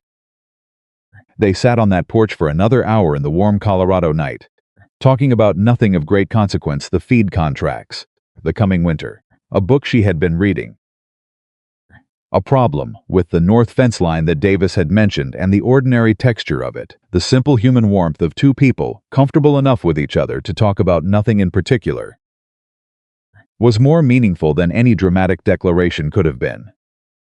It was the most herself Evelyn had felt in years. In the weeks that followed, the town of Willow Creek continued its uneven process of revision. Margaret Simmons spoke to the county women's organization, as she had promised. The meeting was reportedly very well attended and generated considerable discussion, which filtered back to Evelyn in fragments, third-hand reports of what had been said, who had agreed, who had pushed back. Which of the women who had been at the harvest dance had sat quietly during the conversation with expressions that suggested they were doing something uncomfortable in private. Henry Briggs's wife, whose name was Ruth, sent a formal dinner invitation. Evelyn accepted. The dinner was warm and genuine, and Ruth Briggs turned out to be a woman of considerable directness who wanted to understand exactly how the overcharging scheme had worked, mechanically, so that she could make sure it was not happening to anyone else in the business community. Evelyn explained it twice with examples, and Ruth took notes and thanked her, and said she intended to propose a quarterly accounts review process to the Merchants Association. "Will they listen?" Evelyn asked. "Some of them won't," Ruth said cheerfully. "But some of them will, and that's where you start." Evelyn liked her enormously. Davis, who had been steadily revising his assessment of Evelyn since the first week she arrived at what appeared to be a final position sometime in the 6th week of the legal proceedings, which he announced in the characteristically oblique Davis fashion by asking her opinion on the winter feed contracts, and then, when she gave it, following her advice without any visible internal debate. For Davis, this was essentially a declaration of total professional confidence, and both of them understood it as such without ever saying so directly. One afternoon in the 7th week, he said to her, "You know, when Whitmore told me he was hiring a woman for the bookkeeping, I thought he'd lost his mind." "I know," Evelyn said. "You weren't subtle about it." "I wasn't," he agreed, without evident embarrassment. "I was wrong." "Yes," she said. He nodded. "All right," and then he went back to what he was doing, which was the Davis equivalent of a full and complete apology, and Evelyn accepted it in the spirit in which it was offered. The twist came in the 9th week, and it came from a direction no one had anticipated. A letter arrived at the ranch addressed to Evelyn, postmarked Denver, from a man named Thomas Aldridge, who identified himself as a partner at the Territorial Land Management Office. The letter was brief and professional, and it asked whether Miss Harper would be available for a meeting in Denver at her earliest convenience to discuss a potential consulting engagement regarding records, integrity and fraud detection in territorial land offices.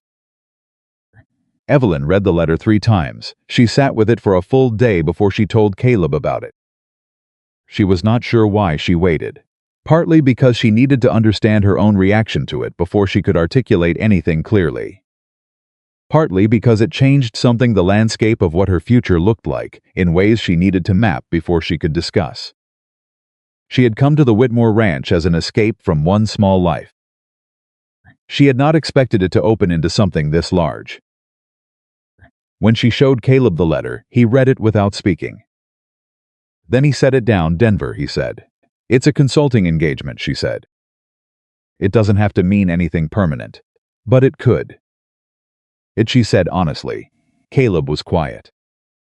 She could see him doing the thing she had watched him do when something required thought, sitting completely still and giving it his full internal attention without letting any of it show on the surface until he was ready. "You should go," he said. She had expected this. She had been afraid of it, and she had expected it, because it was the right answer, and Caleb Whitmore was a man who gave right answers even when they cost him something. A consulting engagement doesn't mean I'm leaving, she said. It means I'm doing work that matters. Work that can help people beyond just this ranch. I know that, he said. That's why you should go. He met her eyes. I didn't hire you to keep you small. I hired you because you're the most capable person I've ever seen in that office. If what you did here can be done for other ranchers, other landowners, other families who don't have someone paying attention, he stopped. That matters more than whether it's convenient for me. She felt something expand in her chest that she did not have an exact word for. You'd still be here, she said. The ranch would still be my primary work. You don't know that yet, he said, and that's fine. You don't have to. He reached across the desk and put his hand over hers for a moment, warm, brief, entirely certain. Go to Denver, meet with Aldridge. Find out what the work is. And then we figure out the rest together. Together, she said. Yes, he said. If that's what you want. She turned her hand over under his. It's what I want, she said. He nodded once, in that settled way of his. Like something had been resolved rather than begun, and she understood fully finally. Without reservation that resolved and begun were not opposites. That the best things were usually both at the same time. She wrote to Thomas Aldridge the following morning. She arranged to travel to Denver the following week. She prepared the ranch accounts to operate independently during her absence, which took less time than she expected, because she had spent 2 months building systems that did not require her presence to function. The night before she left for Denver, she could not sleep. She lay in her room at the ranch and stared at the ceiling and thought about every stage of the road that had brought her here: the Harrington household, the dance floor, the broken glass, the porch step, the office with the lamp and the documents spread across the desk, the courthouse and Edmund Carr's brief nod, and Davis's hat brim and Margaret Simmons's direct eyes, and Caleb at her on the porch in the dark, talking about nothing in particular with the full Colorado sky above them. She thought about the girl she had been at 17, walking into the Harrington house for the first time, already learning to make herself small. She thought about what it had cost her, all those years of smallness. All those years of putting her real self in a locked room and letting only the useful, efficient, careful version of herself exist in the world where people could see it. She thought about what it had cost her, and she let herself feel that, fully, without rushing past it. Because the cost was real, the time was real, the years of not being seen were real, and she did not want to move forward so quickly that she forgot to honor what it had required of her to survive them. And then she thought about what she had now, not what someone had given her. What she had built, what she had found and proved and protected.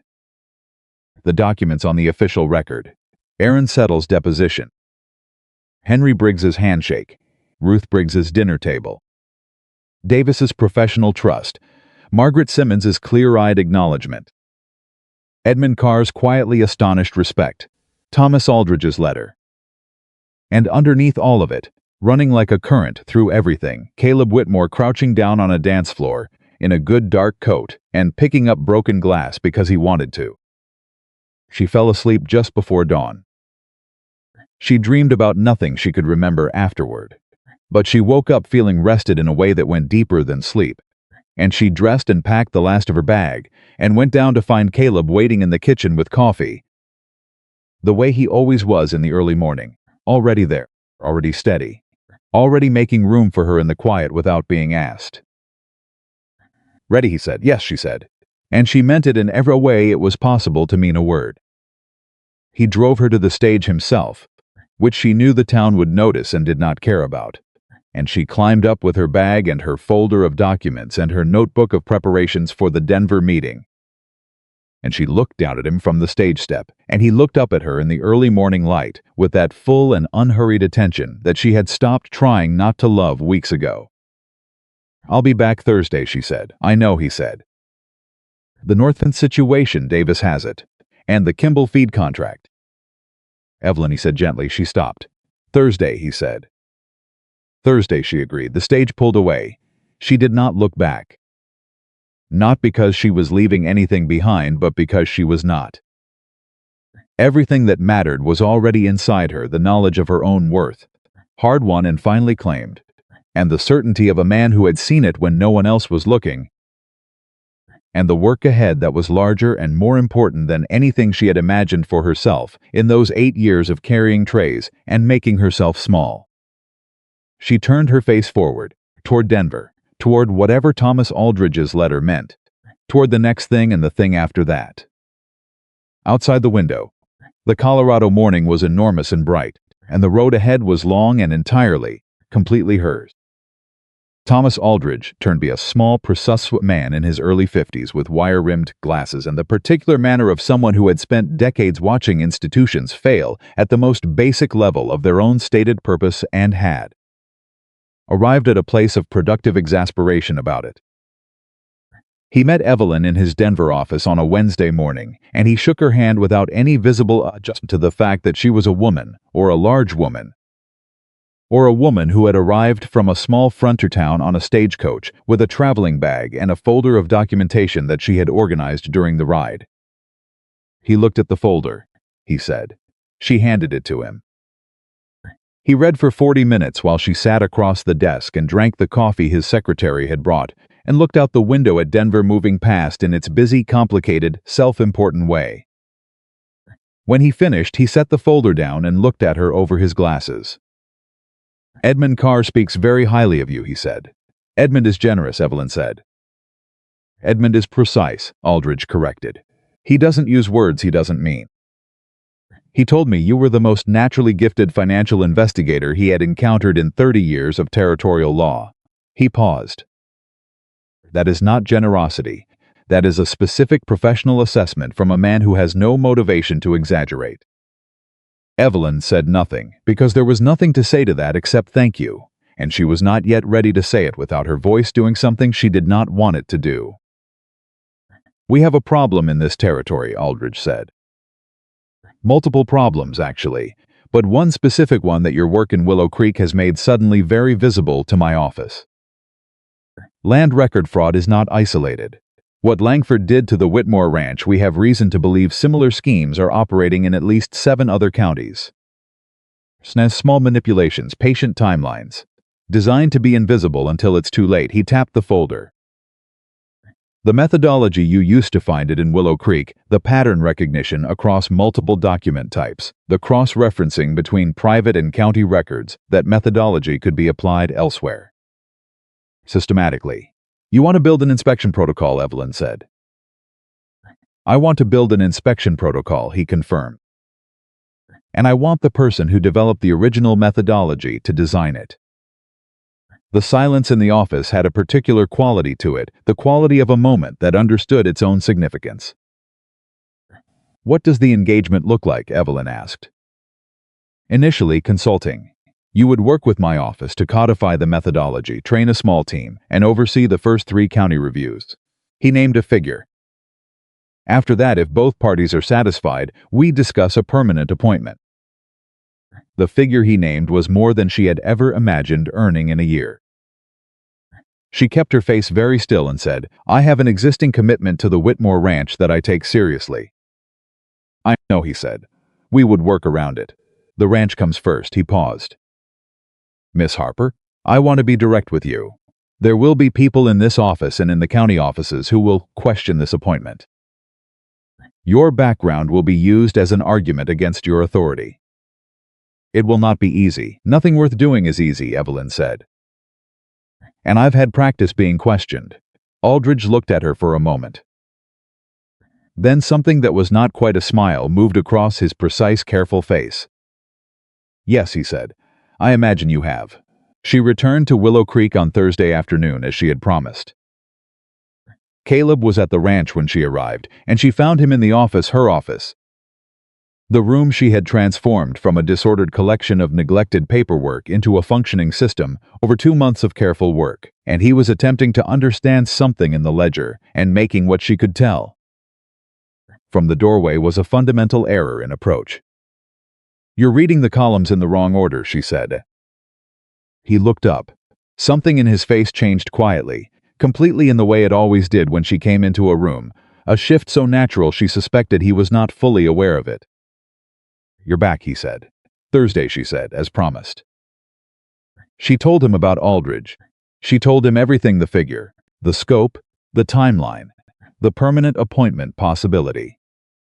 She told him without softening any of it, because she had decided somewhere on the stage ride back that she was going to be as honest with him about the shape of her future as he had been with her about the shape of his feelings.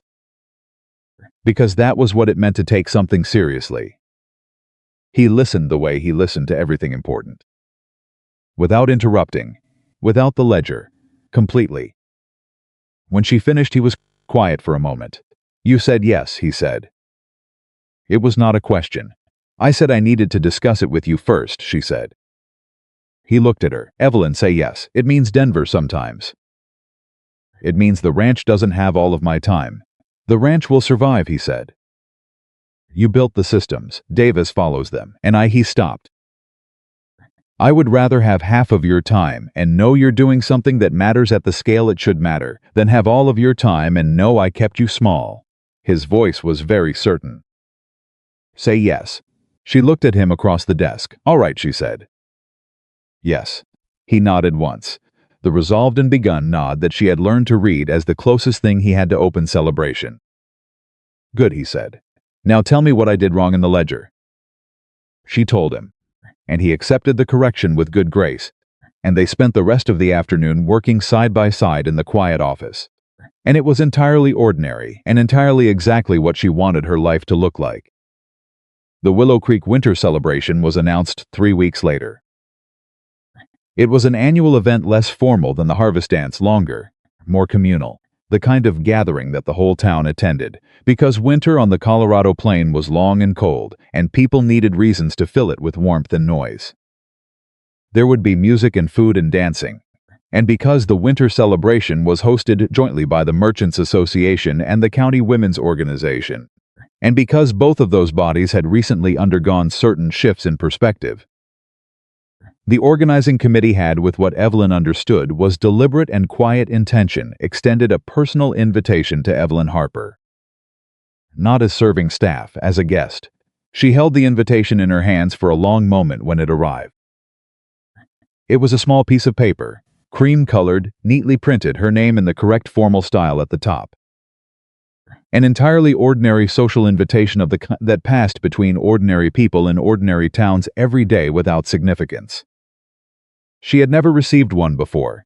She set it on the desk and went back to work, and did not let herself cry about it because it was a piece of paper and she was a practical woman, and crying about invitations was not something she had time for. She told Ruth Briggs about it over dinner that week. She had been to the Briggs house 3 times now, and Ruth had graduated from curiosity to something that felt very much like genuine friendship, which Evelyn was still learning to accept with grace. And Ruth said, with the particular satisfaction of a woman who had been involved in certain organizational decisions, "Well, it's about time." "Did you have something to do with it?" Evelyn asked. "Margaret Simmons had something to do with it," Ruth said. "I may have had a conversation with Margaret Simmons." "That's all I'll say." Evelyn looked at her. "Don't argue with it," Ruth said firmly. "Just put on a good dress and go." Evelyn went. She went with Caleb, which was the first time they had appeared together at a public social event, in a capacity that was not professional, and she was under no illusion about what the town would make of that. She had spent enough time observing the social mechanics of Willow Creek to know exactly what conversations would happen and in exactly which corners of the room they would happen. She walked through the door of the Grange Hall beside Caleb Whitmore, and she kept her chin level and her pace even, and she did not look for Adelaide Harrington in the crowd. The hall was warm and full and smelled of cedar smoke and pine, and the roasting meat that the merchant wives had been preparing since that morning. The fiddle player was already going, the same man from the Harvest Dance, and the floor was full of people moving through the early dances with the loosened energy of people who had been indoors too long and were grateful for the excuse to move.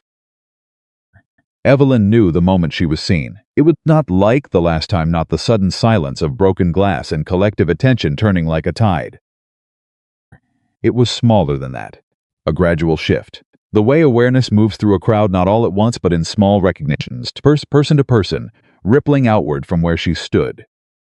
She met Ruth Briggs first, who was near the entrance, and who took both of Evelyn's hands in hers and said, "You look wonderful," with the direct warmth of a woman who never said things she did not mean.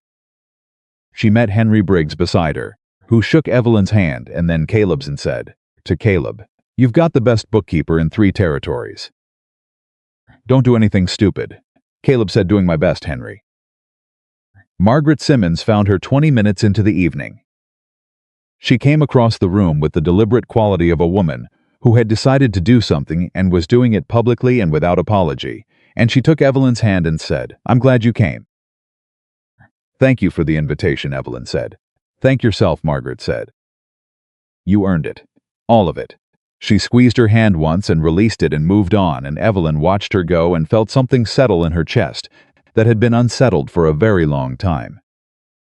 Davis was there, which surprised her until she remembered that Davis lived in town during the winter months, and the winter celebration was the kind of event that everyone attended. He was standing near the food with 2 other hands from the ranch, and he caught her eye across the room and lifted his cup in a gesture that was his version of a formal greeting, and she lifted hers back, and that was enough. And then she saw Adelaide Harrington.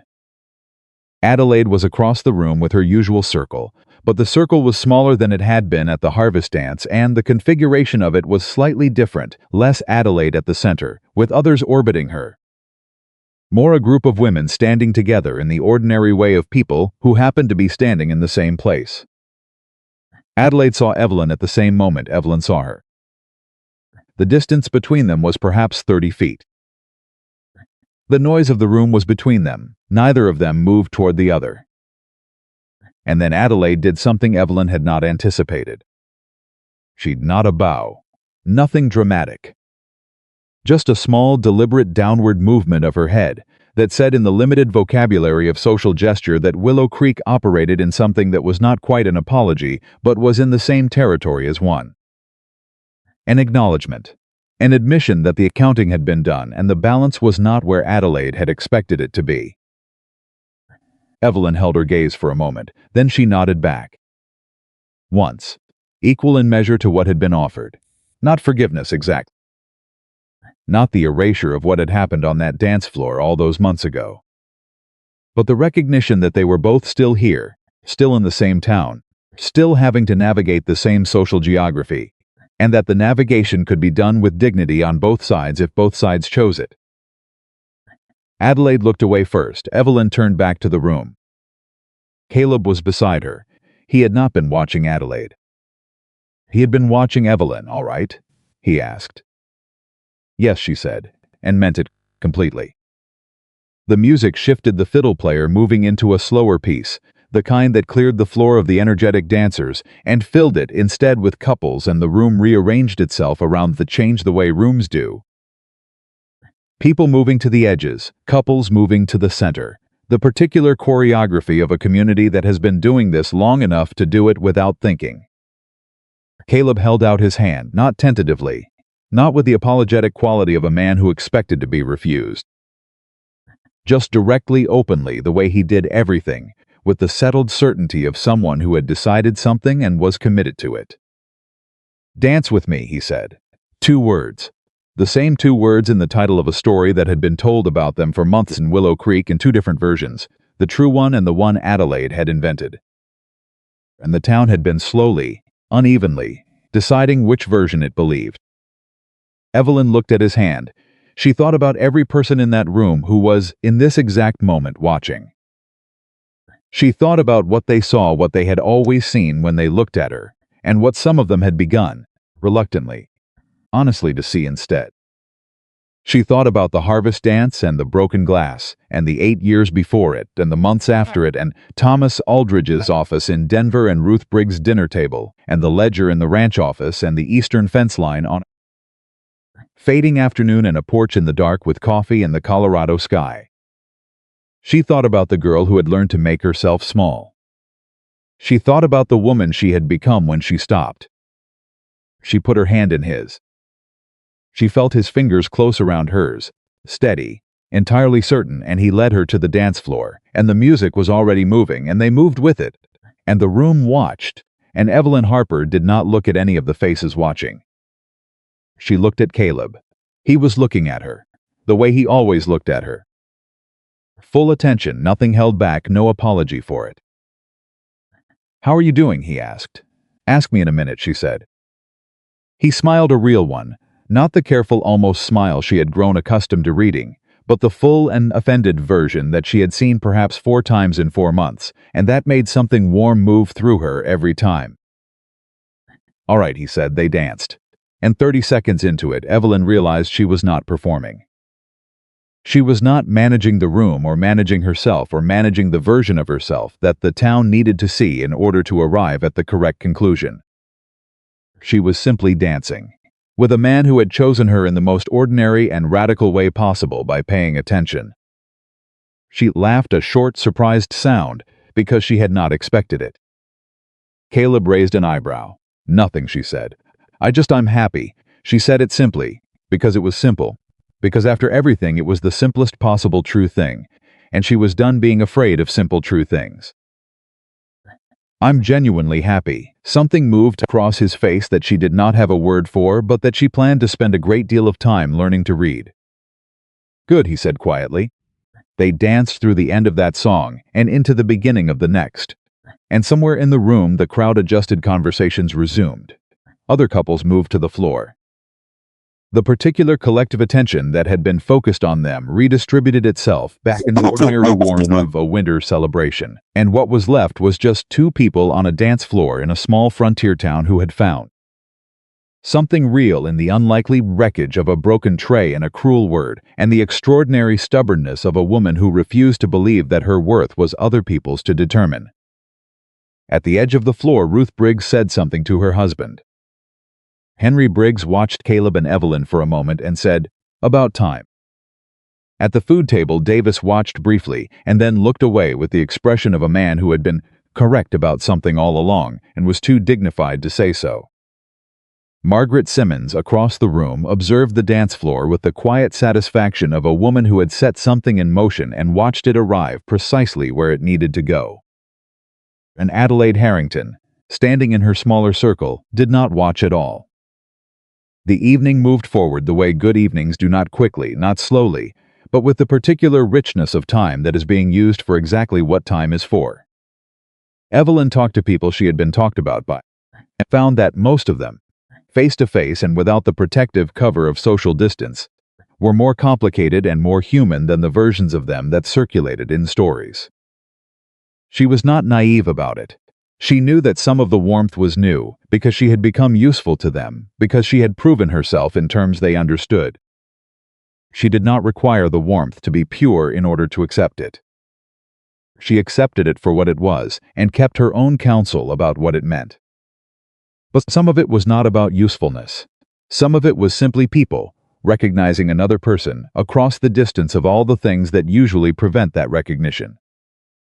A woman named Clara Holt, who was the schoolteacher and had lived in Willow Creek for 8 years, without ever having a real conversation with Evelyn, appeared at her elbow during a break in the dancing, said, "I heard you're working with the Territorial Land Office." She had an open, earnest face and the slightly ink-stained hands of someone who spent their days writing on chalkboards. "My father lost land in a dispute 10 years ago, before I came here. I always wondered if something similar happened to his records." Evelyn looked at her. "Write down what you know about the circumstances," she said. "The dates, the county, the parties involved. Send it to me." She paused. "I can't promise anything, but I can look at it." Clara Holt stared at her. "You do that?" "If there's something to find, I'll find it," Evelyn said. "If there isn't, I'll tell you honestly." Clara Holt's eyes went bright with something that was not quite tears, but was in the same neighborhood. "Thank you," she said. "Thank you very much." Evelyn nodded and moved on, and behind her she heard Clara Holt say something to the woman beside her, and she did not stop to hear what it was because it did not matter. What mattered was that there was work to do, and she intended to do it. Later in the evening, it was past 9, the room warm and the music slightly slower. the children who had come with their parents beginning to droop against their mother's shoulders. Caleb found her near the far wall, where she had stepped out of the dancing, for a moment to simply breathe and take stock. "Ready to go?" he asked. She looked around the room. At the faces she had learned over months, the town she had been afraid of and angry at and had decided slowly to try to be part of anyway. At Ruth Briggs laughing at something her husband said. At Davis talking to one of the other ranch hands with his characteristic lack of expression. At Margaret Simmons saying good night to the board chairman with the air of a woman who had accomplished everything she came to accomplish. At Clara Holt still talking to her friend with an animation that had not been there at the beginning of the evening. At the place on the dance floor where she had 6 months ago with a broken tray and a crowd watching to see whether she would fall. She had not fallen. "Yes," she said, "I'm ready." They walked out together into the cold Colorado winter night, and the stars were very bright the way they always were out here, enormous and indifferent and beautiful. And the town was quiet around them, except for the muffled music still coming from the Grange Hall behind them. Caleb helped her up into the wagon and climbed up beside her, and the horse moved forward through the dark, and the road back to the ranch was 4 miles of open prairie, and neither of them felt the need to fill it with words immediately. The quiet was comfortable. Their quiet belonging to them, built from 4 months of shared mornings and late evenings and honest conversations, and the particular intimacy of 2 people who had chosen to trust each other before they had any guarantee it was safe to do so. After a mile, Evelyn said, "I wrote to Aldridge this morning." "I accepted the consulting arrangement, I know," Caleb said. "I saw the letter on the desk. You didn't say anything." "It was yours to say," he said. She looked at him. The cold dark and the starlight and the familiar line of him, the hat, the broad shoulders, the quality of stillness that had been one of the first things she noticed and had never stopped noticing. "I've been thinking," she said, "about what comes next." "Tell me, the Denver work will take me away sometime," she said. "Not often. A few days a month, maybe more as it expands." "And the ranch," he said gently. She stopped. "I know what the ranch needs," he said. "I know what the Denver work needs. I've been thinking about what comes next, too." He kept his eyes on the road and his voice was quiet and entirely certain. "I've been thinking that there's a version of things where none of this has to be separate. Where the ranch and the work," and he paused, "where it's all the same life. If you want it to be." The horse moved steadily through the dark. The stars were very bright. Evelyn felt the full weight of what he was saying, and she did not rush past it or manage it or put it in a box. She let it be exactly as large as it was. "I want it to be," she said. "Then it will be," he said. "Certain as that." The way Caleb Whitmore said everything that he had decided, not with fanfare, not with the performance of a feeling, but with the quiet, undefended commitment of a man who meant what he said and said what he meant and had been waiting his whole life for someone who would believe that was enough. It was enough. It was more than enough. It was everything. They reached the ranch as the last of the winter celebration's music faded in the distance behind them, and the buildings were dark, except for the lamp Davis had left burning in the barn. And the prairie was vast and cold and breathtaking around them. And Evelyn stepped down from the wagon and stood in the Colorado night and felt the particular completeness of a person who has arrived somewhere they did not know they were traveling toward. She had arrived here through broken glass and borrowed courage and 11 days of documents and a courthouse and a letter from Denver and 4 miles of porch conversations and the long patient work of a woman who had decided that her worth was not other people's to determine. She had arrived here through all of that, and she was staying. The following spring, when the Territorial Land Office published its first county-wide records integrity report designed by Evelyn Harper, implemented by the team she had trained. Covering 6 counties across Colorado Territory, Edmund Carr sent her a copy with a brief handwritten note. It said the methodology holds. 3 more cases identified. "Well done, Miss Harper." She was reading it at the desk in the ranch office when Caleb came in with coffee, the way he always did, and he looked at her face and said, "Good news?" "Very good news," she said, and she showed him the note, And he read it and set it down and looked at her with the full and open attention she had stopped trying to deserve and started simply accepting as her due. "You're going to change things," he said, "in this territory. For people who don't even know yet that they need you to." "I know," she said, without false modesty, because she had earned the right to know it and she was done pretending otherwise. The office was warm and the records were in order, and outside the window, the Whitmore Ranch's eastern section, land along the creek, the best grazing land in the county. The land someone had spent 4 patient years trying to take was green with spring and exactly where it had always been. Where it would stay. Because some things, once they are seen clearly and claimed honestly and defended with everything you have, cannot be taken from you. Evelyn Harper had learned that in the hardest possible way, in a small frontier town, on a dance floor covered in broken glass, on the night a rich cowboy stopped looking at the most beautiful women in the room and looked instead at the bravest. She had not been waiting to be chosen, she had been waiting to choose herself. And when she finally did, when she picked up that tray and raised her chin and said the thing she had been swallowing for 8 years, everything else followed. The work, the ranch, the truth on the official record. The respect, hard-won and real. The friendship she had not known she was allowed to want. The man beside her who had seen her clearly from the beginning and had the patience to wait for her to see herself the same way. All of it followed, because that is what happens when a woman who has spent years making herself small decides one ordinary, extraordinary night to take up exactly the amount of space she was always meant to fill. She does not disappear. She becomes impossible to ignore. And in Willow Creek, Colorado, in the summer of 1877, everyone who had been at that harvest dance, everyone who had watched a young woman kneel to pick up broken glass and then stand and refuse to be diminished, knew that they had witnessed the beginning of something they would spend the rest of their lives understanding the size of. Evelyn Harper had not needed a dance floor to prove her worth. She had always known it. She had simply finally decided to stop letting the world convince her otherwise. And that single, stubborn, magnificent decision was the bravest thing anyone in Willow Creek had ever seen.